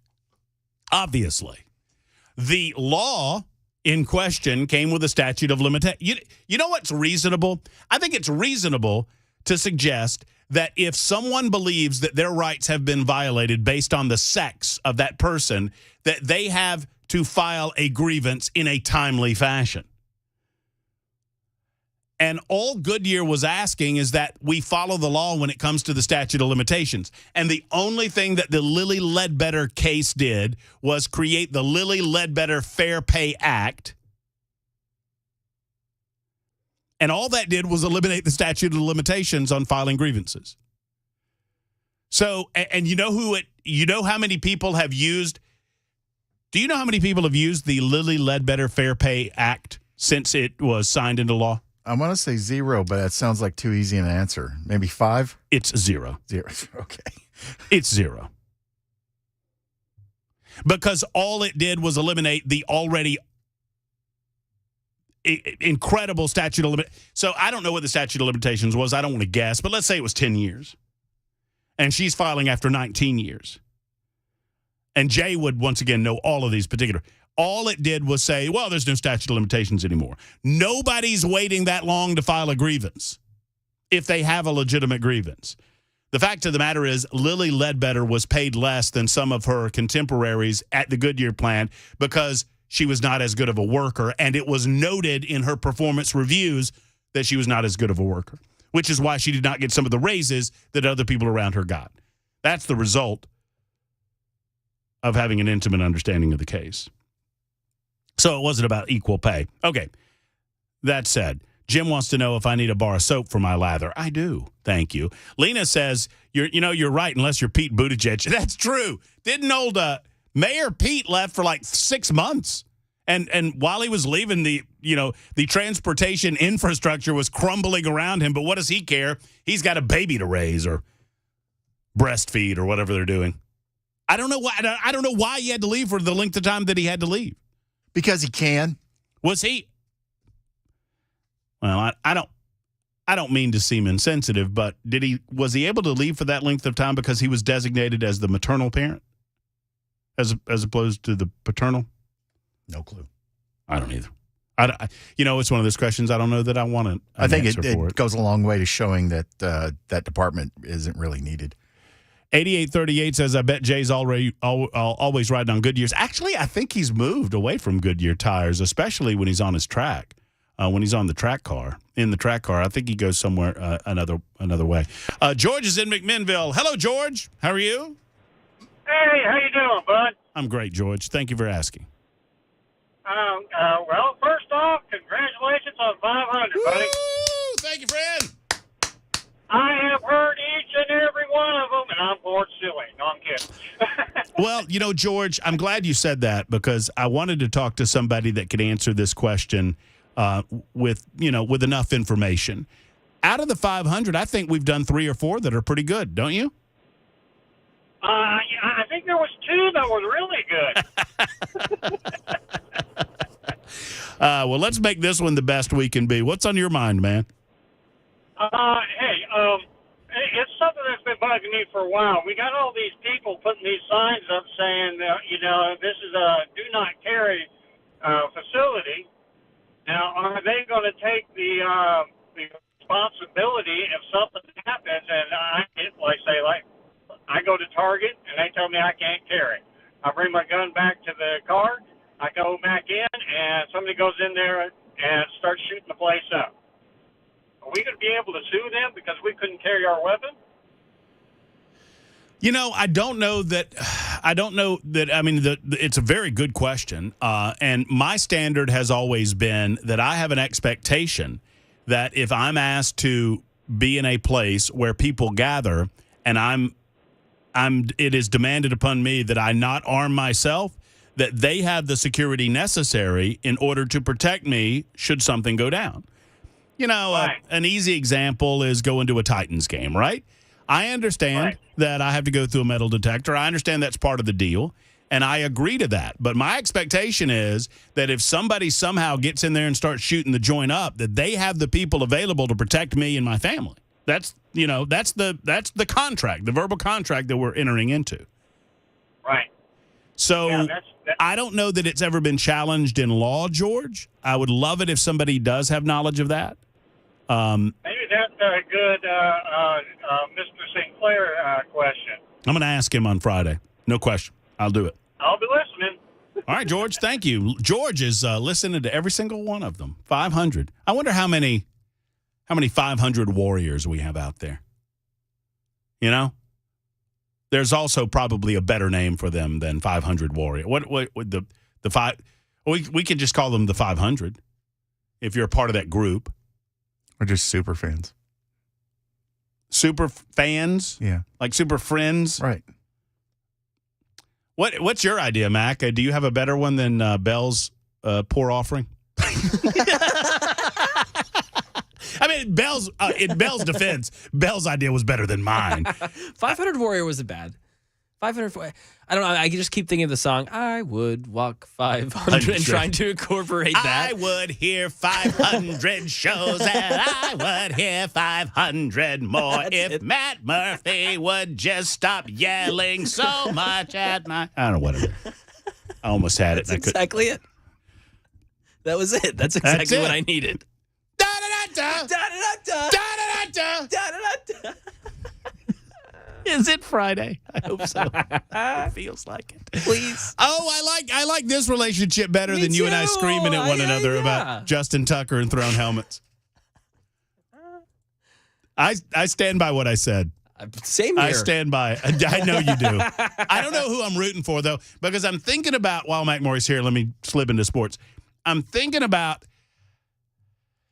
I don't decide who I root for based on the political values of the people involved when it comes to things like football games or because you're going down a rabbit trail that is endless. It's going to be a long road. Oh my God. Do I have to go to it's just brutal.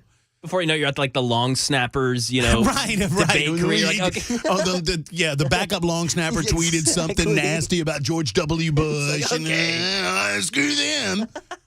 I promise you, we will not be watching any entertainment options if that's what we're doing. Exactly. That said, I'm trying to figure out who I'm rooting for. No, it's fair. I think from like the public fan perspective, this was everyone's least favorite option of the two teams. And I will tell you that it was a closed door if the Lions was. I know, I get that. I would have been the only one in this whole building. Yeah. Right, because it's new and it's underdog and it's all of that. 100%. Now, I mean, the 49, they're in San Francisco. Yeah.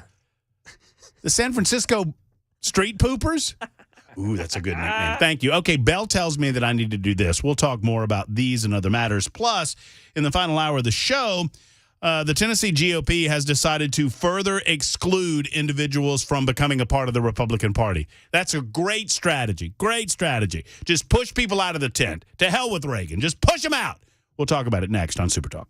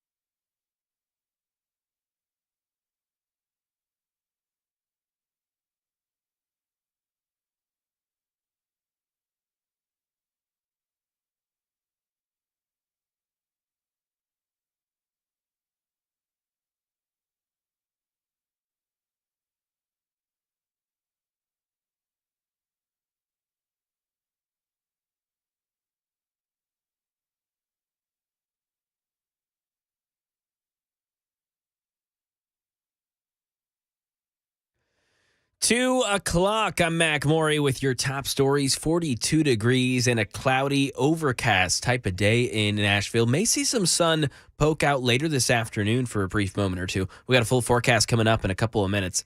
The Biden administration has been working on an agreement between Israel and Hamas that would free hostages, pause fighting, and deliver more humanitarian aid for civilians there in Gaza. The attack in Jordan that killed 3 U.S. service members and injured dozens more is starting to complicate things. The White House remains hopeful. Karen Travers has the latest. The White House says the conversations about a ceasefire between Israel and Hamas have been constructive and serious. Asked if the White House is worried that U.S. retaliation for the strike in Jordan could complicate those talks, National Security spokesman John Kirby said, "We still believe that even given the weekend's events, that these talks should go forward. We should try to get a hostage deal in place so that we can get them, those hostages, home with their families, but also be able to get a pause in the fighting." An Israeli Prime Minister Benjamin Netanyahu, through all of this, has reiterated that his government opposes any Jewish settlement in Gaza. Right now in Tennessee, the Covenant Shooter Manifesto case resuming in court today. A motion has been filed to make public a list of documents that is currently under seal. This case seeks to have the shooter's journals and other police messages and records related to the shootings released. Groups arguing for the public release of the writings will go before a judge, expecting to get a trial date on the issue. That is the latest news. Weather's next. I'm Mac Maury, WTN News.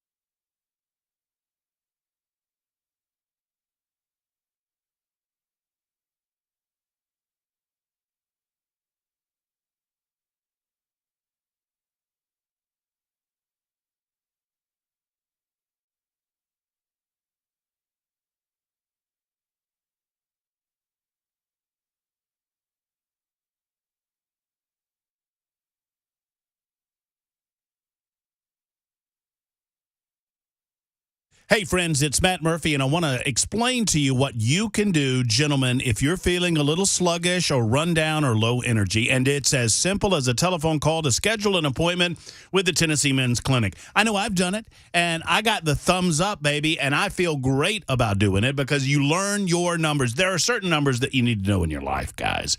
And we avoid the doctor like the plague, right? Because we think you rub some dirt on it and you'll be just fine. But if you've noticed a lack of energy, motivation, or drive, if you feel tired and or grumpy during the day, if you're getting sluggish in the afternoon hours, 2 or 3 o'clock, and caffeine's not touching it, you drink an extra cup of coffee or whatever, you need to get to the Tennessee Men's Clinic because they can help with those energy levels. They'll find out some of those numbers. They'll get you better gains at the gym, better mental clarity, improved sleep patterns, and yes, it can change activity, if you will, in the bedroom. That's what it's all about, right? Getting you back to the life that you deserve to get back to those relationships with family and friends. Tennessee Men's Clinic is here for you. 2 locations to serve you. One's in Midtown, been there since 2014. The other just opened last year in Cool Springs. Give a call for either location at 615-208-9090. Again, 615-208-9090. or go to TennesseeMen'sClinic.com. That number one more time, 615-208-9090.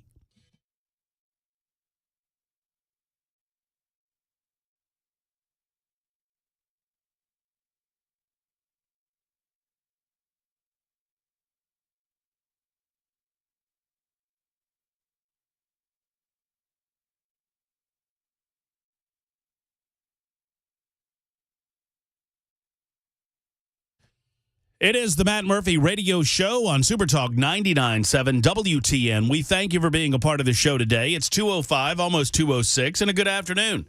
My name is Matt Murphy, and for the 500th time, I welcome you to the final hour of the show today. It is our 500th episode, as difficult as that is for me to say. Monday, January 29, 2024. Yesterday was a significant anniversary as well. Yesterday was... I don't know, there are certain points in your childhood that you remember so crystal clear. I remember when I was younger, in your teenage years, in your 20s, you would hear the older generation, my parents' generation or the grandparents' generation talking about the Kennedy assassination and where one was during the Kennedy assassination. I listened to, at one point, I listened to my stepfather recount how deeply affected he was when John Lennon was shot in 1980 by Mark David Chapman outside of the Dakota in New York City. For me, and I was, 7 years old at the time that Lennon was shot, but I don't really remember that. For me, it was the Challenger explosion. And now, and this is nice in a way, because behind the glass there's Bell K. He's as old as me, so he probably remembers this as I do. He's making sure that all the buttons work and everything that comes out of your speakers sounds as good as humanly possible. But directly behind him is, as we like to say, young McMorey. And so now I've become that older guy, like I remember talking years ago about the Kennedy assassination. McMorey's now listening to me talk about the Challenger explosion in the same way. And life goes on. Life goes on. To everything turn, turn, turn. Because you were not born during the child. Do you remember the other one, the Columbia? Do you remember that? No. It was 2003. No. So you were what, 5? Yeah, 6? 5. Yeah, it wouldn't have been. No. Nope. Yeah, the Challenger disaster. I mean, I remember there was a snowstorm. No, there was an ice storm in Thompson, Georgia. There was a sheet of ice on the ground, and so we were not able to go to school. It was that same ice storm that caused a problem in Florida that created the dynamics by which the O-rings failed on the external rocket boosters that created the explosion. But I remember I was watching Chuck Woolery and Scrabble on television. I was lying on the sofa in my grandparents' living room, 13 years old. Well, I guess I was 12 years old, 12 and a half. And this was, 2024? That's 24 years plus 16. So what is that, 40?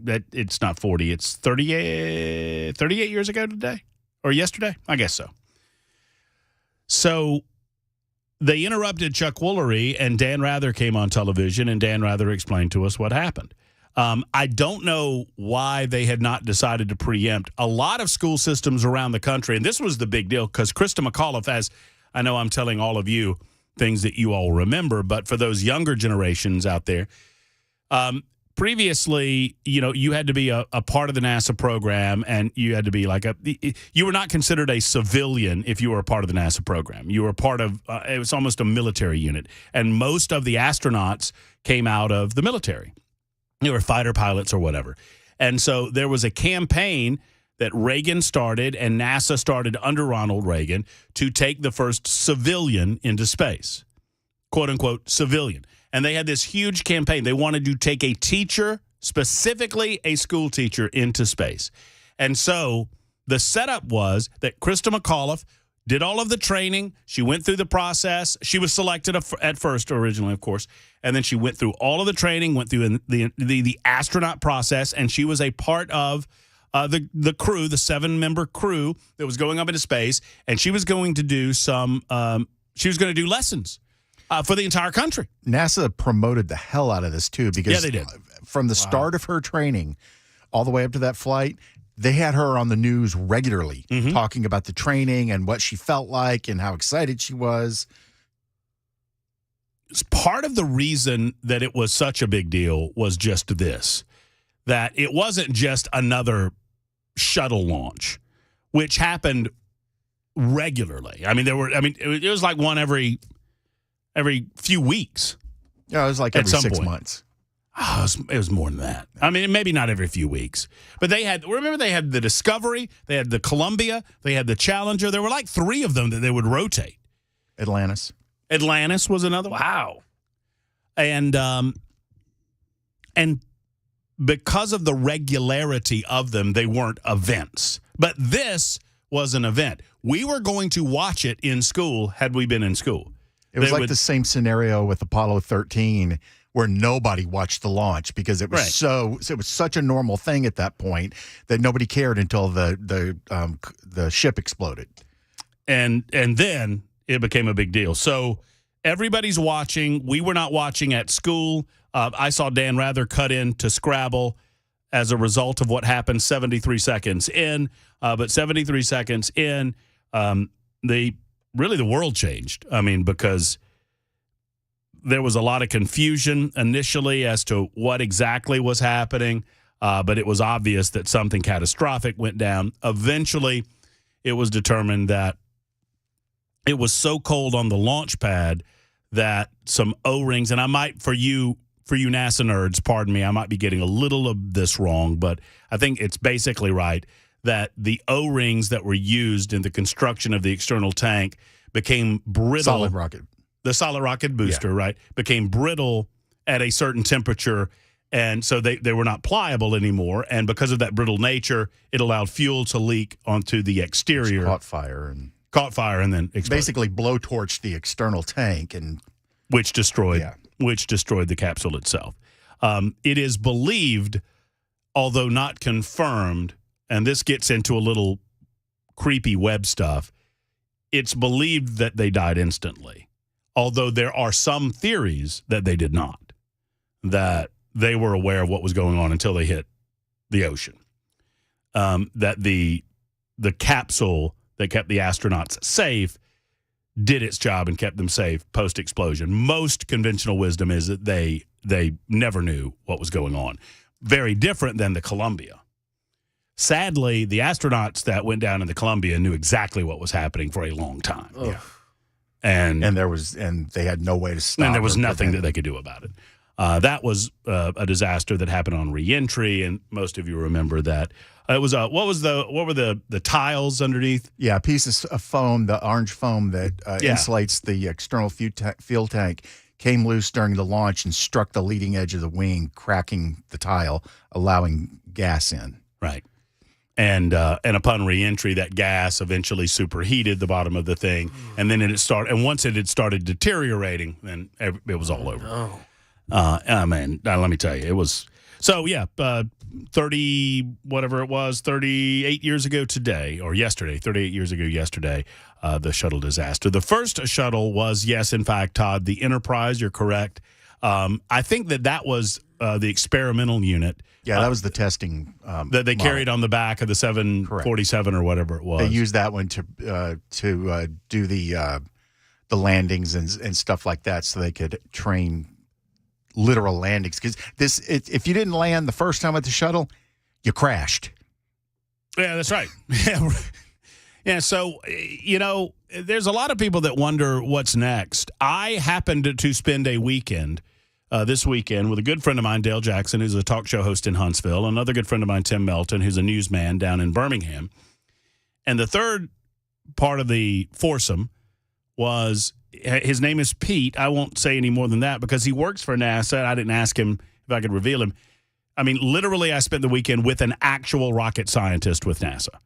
Some people say, what are you, a rocket scientist? Pete has the ability to say, yes, I'm a rocket scientist. And I happened to ask him, not even thinking about the anniversary of the Challenger being yesterday, I asked him over the weekend, what is our status? We are going back to the moon as a way to go to Mars. Some wanted to skip phase 1, but at NASA, their focus is to get us back to the moon and use the moon as a practice point for getting to Mars. That's their next big adventure, if you will. The shuttle program had pretty much run its course based on the nature of what it was designed to do. It was designed to do testing. It was designed to look toward Earth rather than to look outward to the heavens. And we had basically done everything that we could possibly do with regard to experimentation and Earth-centric orbit. So it was time to move on anyway. So now they're going to the moon. We're going back to the moon. Or for those of you who maybe are non-believers, we're going for the first time to the moon, and hopefully that will persuade you that it's actually happened once before. Are there really legit moon landing deniers? Of course. That's There's people not that think real. the Earth is flat, dude. That's Come on. not real. Yes, it is. Those people are trolling us. They're trolling all of us. They're not trolling really mean themselves and don't even know it. I mean, this is exactly what happens. 4190 immediately says, "You think we went to the moon? LOL. Seriously." 4190, we can't keep, the government of the United States of America can't keep a secret when there's 4 people involved. Do you think they're going to be able to keep a secret like that when there's like 3,000 or 4,000 people involved? I love talking about moon conspiracies. You're giving the government way too much credit. For keeping the secret. Why haven't we gone back? Well, we haven't seen a need to. And now we do. And now we will. And we're running out of moon rocks, so we figure what the hell. I don't know. Lena says, we were out of school as well. One of the few times I smoked weed when I was young. What? Lena, what? I should pre-read these super texts. Lena says, we were out of school as well. It was one of the few times I smoked weed when I was young. I watched the explosion on television. Yeah, I wouldn't recommend it. Wow. That's quite an admission. Jason writes in and says, I guarantee you Chris thinks the moon landing was fake. Jason, you troll. Is he talking about Hand? Yeah. Hand is such a master troller. I mean, I would call him something else, but I got in trouble the last time I said it properly. Did you really? Not really, but it was explained to me that I should use those types of jokes sparingly. For those or who just dump it on me to do so you don't get in trouble. For those who missed it, so let's do the joke again then. For those who missed it, I was in the midst of trolling, or what I used to call baiting the listening audience. You bait a field, you attract birds. You bait a pond, so you attract fish. You bait to attract deer if you're a hunter. Well, I bait to attract listeners, and I made the comment some months ago that I'm a master at what I do on the radio on a daily basis, and I'll let you put all of that together. Well, it did. Angie just noted that it got out of hand rather quickly. Wendy writes in and says, Canadians don't believe in space travel. Hey, they made the shuttle arm. I gotta. Did they? Yeah. Huh. Didn't it get hung up one time? Remember that? Probably. Because of the Canadians? Randy says, Matt, tell him all the other nations believe we went to the moon. I don't know what that means. I don't know. Now the super text line has become a commentary on whether or not Chris Hand actually believes in the moon landing, which, if Chris is listening to the show, I guarantee you he's laughing his ass off right now at the confusion. Whether he falls one way or the other, I don't think he cares. I think he likes the confusion. And I kind of do, too. It's 2:19 on Super Talk 99.7 WTN. The Tennessee GOP is not confused about outsiders trying to come in and run as Republicans in the state of Tennessee. I'll tell you what they've decided. And look, it's their super-duper exclusive club. I'm not in it, despite the fact that I was the MC at the Davidson County GOP Reagan dinner this past Thursday night. Had a great opportunity to break bread with some fine Tennesseans like Andy Ogles. John Rose was there. Of course, Glenn Jacobs was there as well as a keynote addresser. But I'll tell you what I learned from that event and what we've learned from the Tennessee GOP Steering Committee. That's on the way next on Super Talk 99.7 WTN.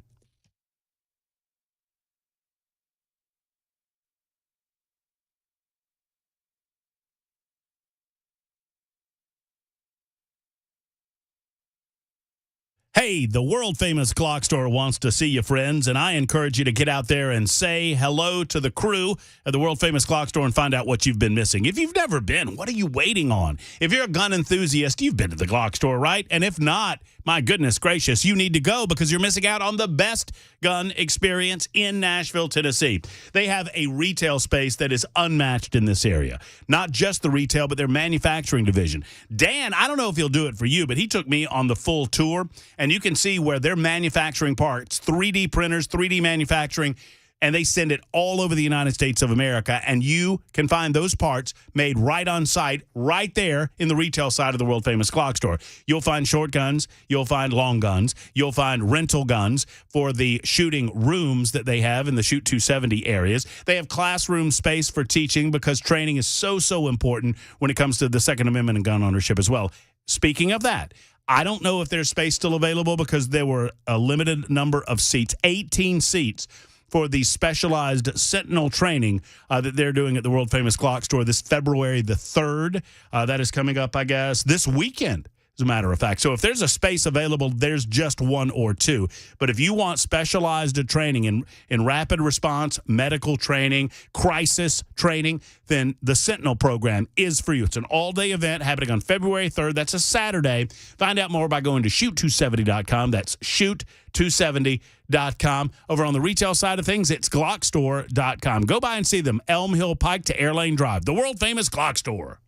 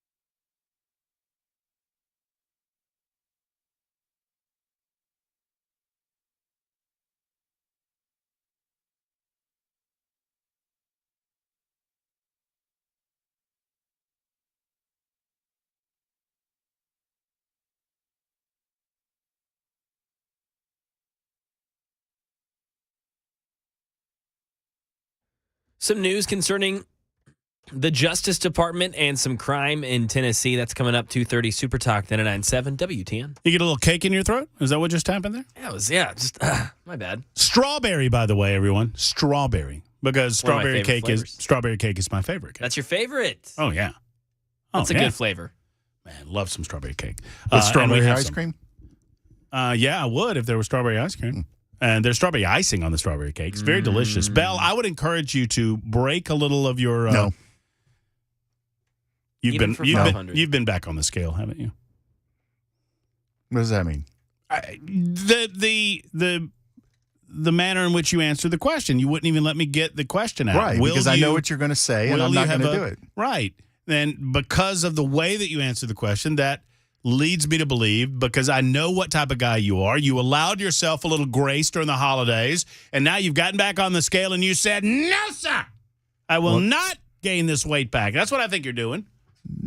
No, you're getting there through a very convoluted process, but I just don't. I mean, I would think otherwise, were it not something along those lines, you, along with McMurray and myself, would recognize the significance of the 500th show, and you would make an exception. It's like Christmas. No, it's sugar, and I don't want to eat the sugar. I mean, it's like Christmas. If I'm gonna cheat and eat something I shouldn't, I want it to be a burrito or Did you cheat and eat extra food to celebrate the birth of our Lord and Savior? Yes. Now that I put it that way, I can't follow up and say, well, why aren't you doing it for us? Well, come on then. No, I wouldn't do that. But it's in there. It's in the break room. It's delicious. I should have gone with what Wendy said. She said maybe Bell is just a grown man and refuses to eat strawberry cake like a Nancy boy. You know, Wendy, maybe Bell just doesn't like my wife, who went to a lot of trouble to get this cake up here. I like your wife a lot more than I like you. She's just an angel from heaven. Well, you don't like her enough to try some cake? Well, that's true. What if she asked personally? No. Okay, that's fine. I don't want to eat sugar. It doesn't appeal to me. Well, good for you. Yeah, wow. Oh my! All right, I want to ask the person that just texted me this message if I can say who it is, and he knows who he is. I'll even read the message. We totally didn't land on the moon, dude, and it's not Chris Hand that's saying that to me. I wish I could tell you who it was. I know. You know? Do you know? No, he wouldn't have said dude. I'm not sure. I don't know if I'm going to do that or not, but it's good to know he's listening. And congratulations on your recent success. Phil is next in the borough to talk about the space shuttle. Hey, Phil, how are you? Oh, pretty good. You doing good, Matt? I am well, my friend. Thank you. Yeah, I was a senior in high school, and we were at school that day, and we was in third period English class when that happened. And when that happened, that night we compared that to when the president got shot. Yeah, it was bad. We knew exactly where we were at, what happened. We knew where we were at, what we were doing, and all that the whole day. You said you were in what? Third period or third grade? I was in 12. I was a senior in high school. Okay. I was in third period English class. Yeah, and I mean, for me, it was the space shuttle disaster, and until then, that was kind of until 9/11. That was kind of my moment in time that was galvanized in my memory. Then, obviously, all of us remember the tragedy of 9/11. 9/11, everything changed. No, that's well, I would say that's good stuff, but it's not good stuff because we're talking about 7 people dying. So here's good stuff. I have been authorized to tell you, it's official. It's official. My man Dusty Slay says, no moon landing. If you've not seen, this is just a good way to parlay into this conversation, because I now know that Dusty is listening at least for a second or two of the show. And thank you for that. Dusty is confirming no moon landing, by the way, Bell. Is that who you were guessing? No, it wasn't. But I would like to congrats him on that Netflix special, because that was good. It was good stuff, man. If you've not seen Dusty Slay's new special, Working Man, on Netflix, it's worth just getting Netflix for that. Even if you only subscribe for a month, just subscribe for the month, watch Dusty's Netflix special, and then cancel it. I mean, whatever you got to do to get to the next Netflix special, that's what you need to do. Because it's funny as all get out, man, and it's brand new stuff. If you've watched, I've watched just about everything that Dusty did, but he brought new material to the performance. It was over in Knoxville. I forget the theater, but it was over in Knoxville. Great stuff. But now that I know that he doesn't believe in the moon landing, I expect a good 20-minute bit on not believing in the moon landing and watching how people react to the fact that you don't believe in the moon landing. I don't even know if he's making fun, obviously. The definitive evidence that we landed on the moon comes from the helium-3 isotope that is found only on the moon and not on Earth. See, now Nerd. See, that's what I was going to say. Now we're getting nerdy. Nerd. And I don't think we need all of that. You're just going to make it worse.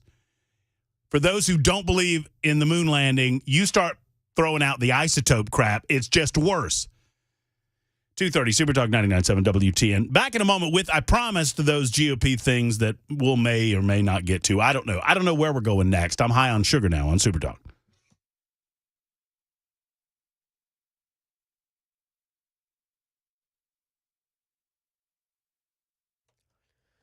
It's 2:30. I'm Mac Maury with your top stories. Right now, 37 degrees in Nashville, and it's been an overcast type of day in Music City. We'll let you know more weather forecast on the way in 2 minutes. Justice Department has charged a Massachusetts man for allegedly threatening to bomb a synagogue and kill Jews that were worshiping there. Andy Field has the latest from Washington. Massachusetts police arrested 59-year-old John Reardon, saying he left voice messages that threatened to blow up an Attleboro, Massachusetts synagogue and used the phrase, "from the river to the sea," which has become a Hamas slogan for destroying Israel. The voicemail saying, "If you can kill Palestinians, we can kill you." The Justice Department saying this is just one of hundreds of anti-Jewish threats that they've investigated. Crime in Tennessee. 2 suspects have now been arrested for a shooting in Goodlettsville that left a teenager dead 10 days ago. It was at the retreat at Dry Creek Farms where 2 armed suspects opened fire with AR-15 style weapons. A 15-year-old boy was arrested on January 25th and charged in the shooting, and 19-year-old Terry Richardson was taken into custody on January 27th and charged with criminal homicide. The 2 allegedly left the apartment and returned later to open fire.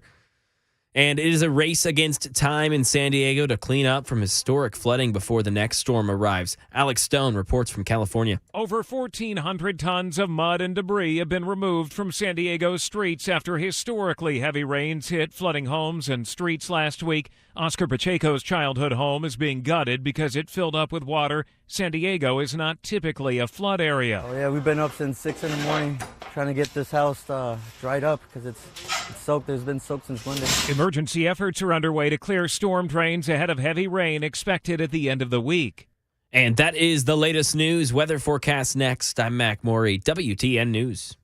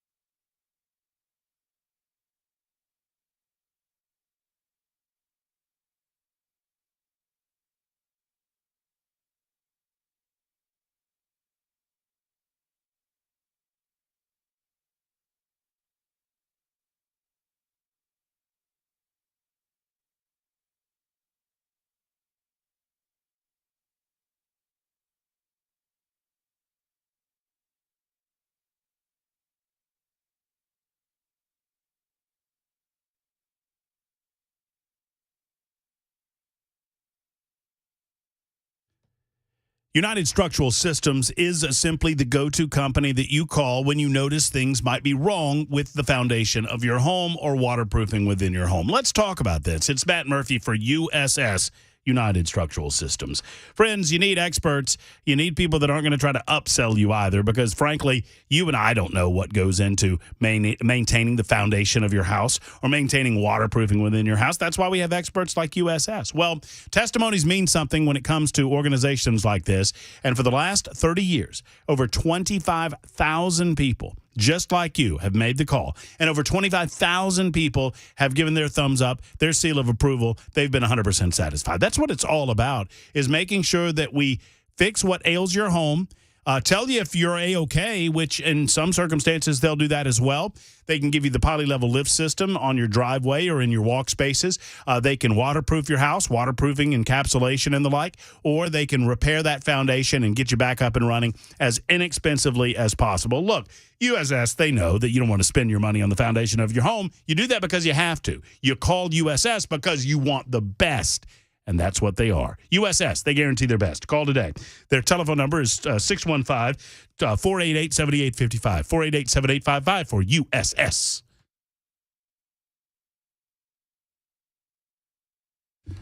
By the way, Belle, have you noticed my my green folder? Look at there. You see where that's from? Yeah. What's is that just a folder, or is there something in it? Oh, it's the proclamation they gave you. My proclamation. How sweet. So I hosted, and I promise you, nobody's going to believe me, but I'm going to say this anyway. I'm only bringing this up so I can appropriately thank these people. And Pamela did mention it on Friday. She was there and saw it. Oh, did she? Yeah. So I was emceeing an event at the Davidson County Reagan Dinner, the Republican Reagan Dinner. And there were a lot of cool people there, to include, Andy Ogles was there, John Rose was there. There were way too many people to mention, but Jack Johnson was there, Mark Pody was there, Glenn Jacobs was one of the speakers, Andy was one of the speakers. And I emceed the event for Lonnie and the Davidson County GOP.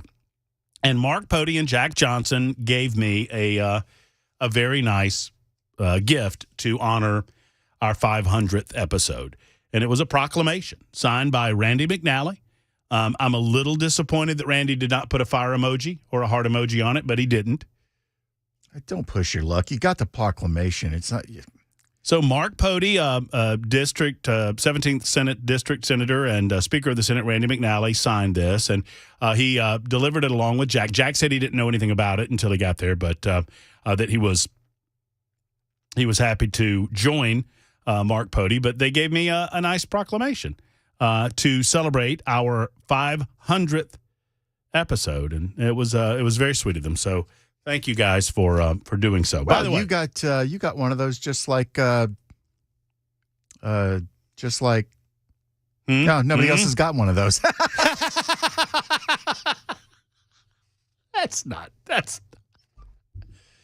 I mean, I'm sure. Well, see, the problem is nobody thinks to count.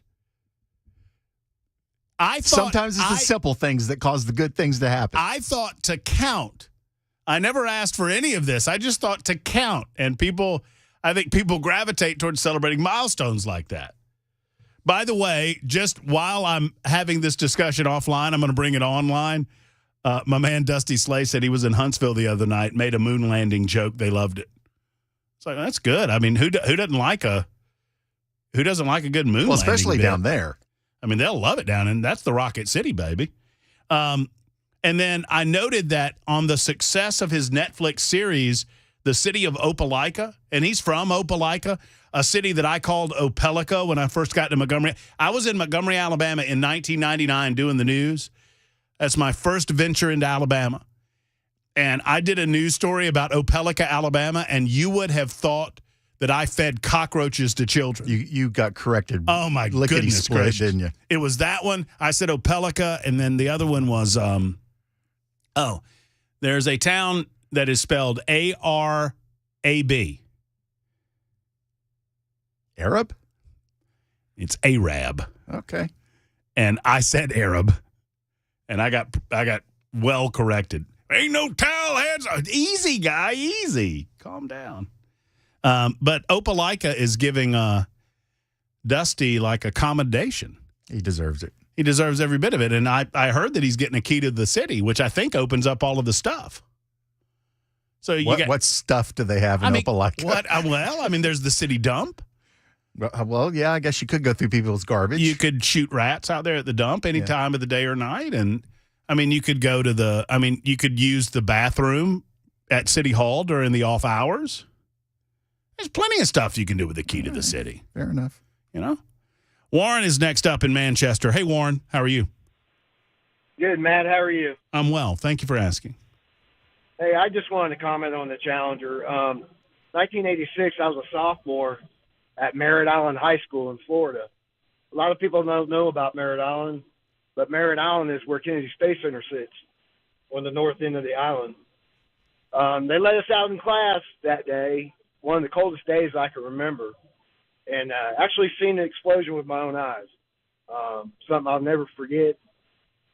That night, knowing that Christy McCullough was on that as the first teacher in space, was supposed to be the first teacher in space. We all went out to the beach that night, and all you could see was roses and apples washing up on shore that night.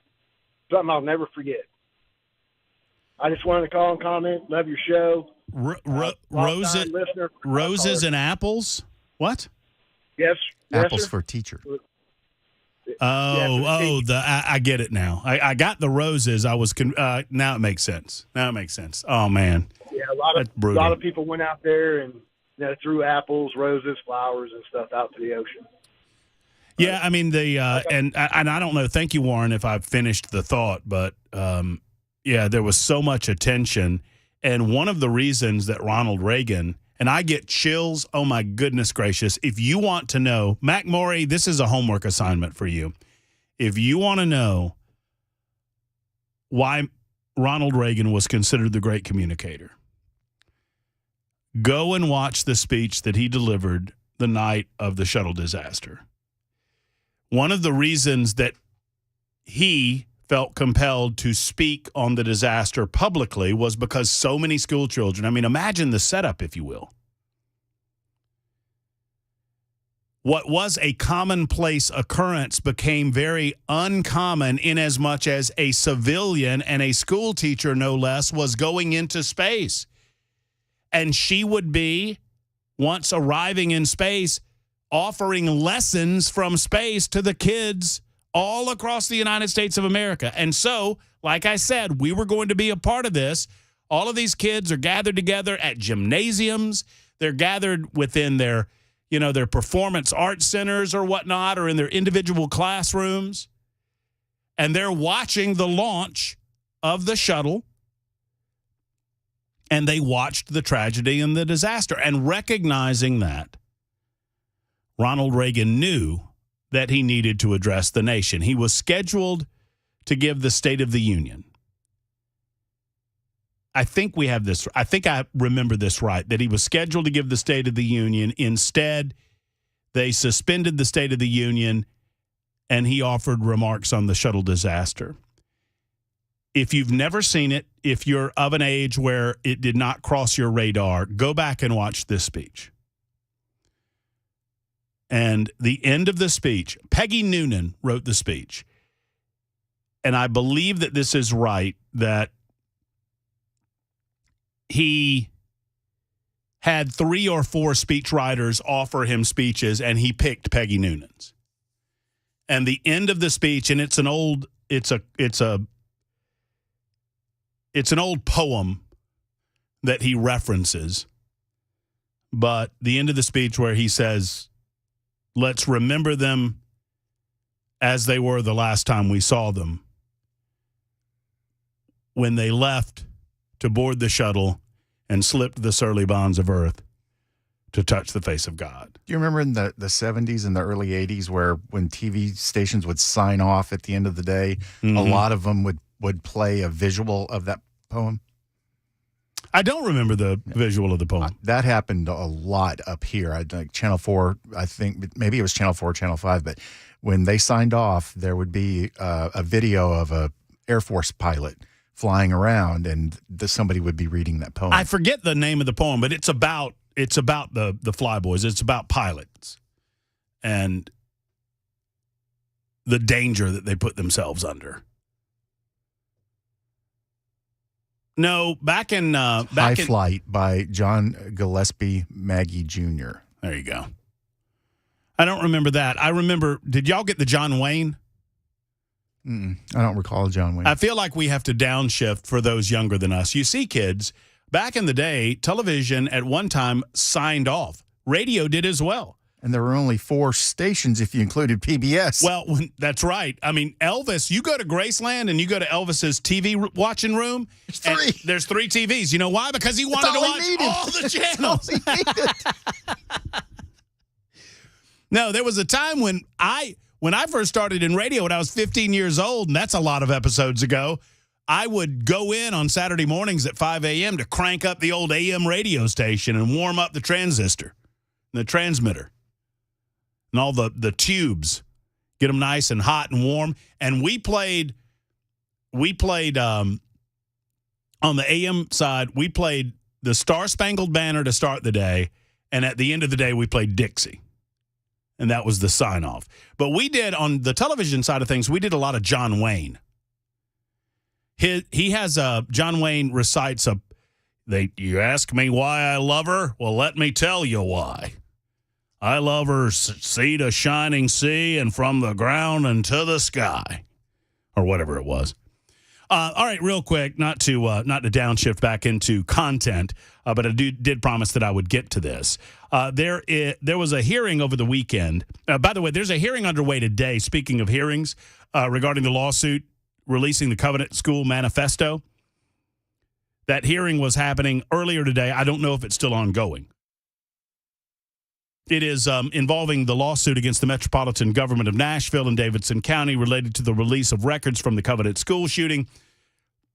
It is taking place in Chancery Court today. Obviously, the hearing will determine when and if the manifesto written by Hale and other records will be or should be released to the public. This is a part of the lawsuit filed in part by the Tennessee Star. I want to say that there are other parties to the case as well. So we're monitoring that going on. Over the weekend, the Tennessee GOP Steering Committee met, and the Tennessee Republican Party, their executive committee, has now tightened qualifications for candidate eligibility. There was a time where I might have believed the line of thinking that all of this was designed to make sure that Democrats did not encroach into Republican primaries. Now it has gotten personal.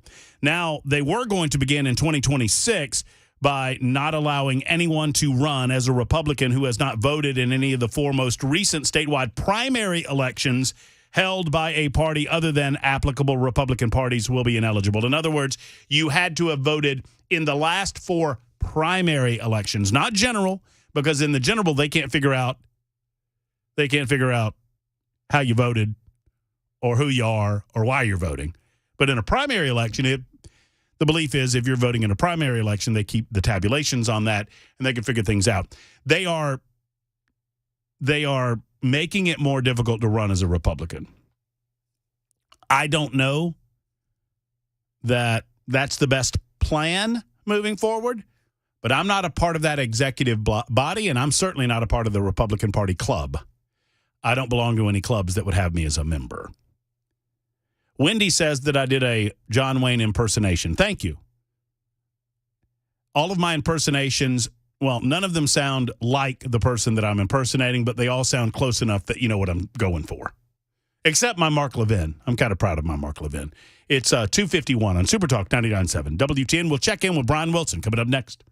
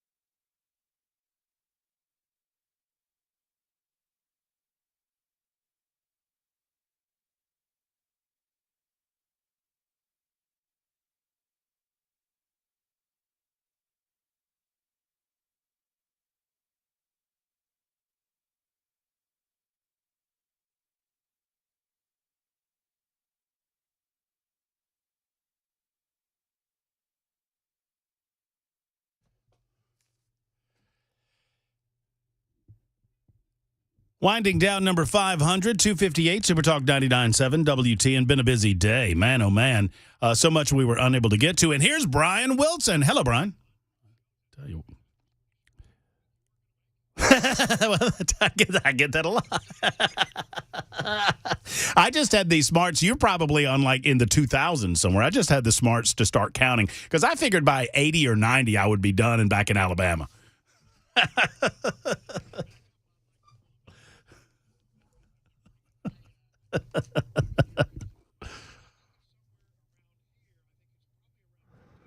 Uh-huh. There you go.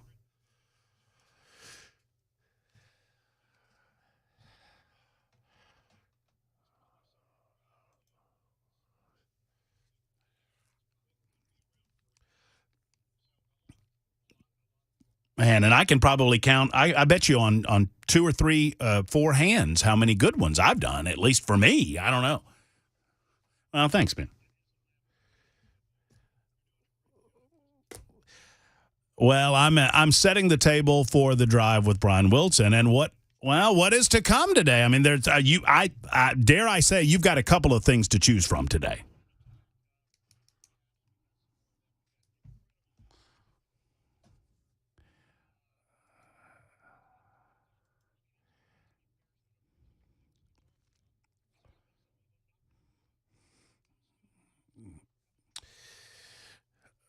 So much going on, and Brian Wilson will cover it all for you during the drive. Mac Morey's got the news, and after that, you'll hear the aforementioned Mr. Wilson for the next 4 hours until 7 o'clock tonight. It's information fueled and opinion driven on Super Talk 99.7 WTN. Thank you so much, each and every one of you, for making 500 special. We appreciate you. We'll try to do our best to make it to 1,000, and we'll be back tomorrow at high noon. Until then, hug your loved one, folks. Have a great afternoon. So long.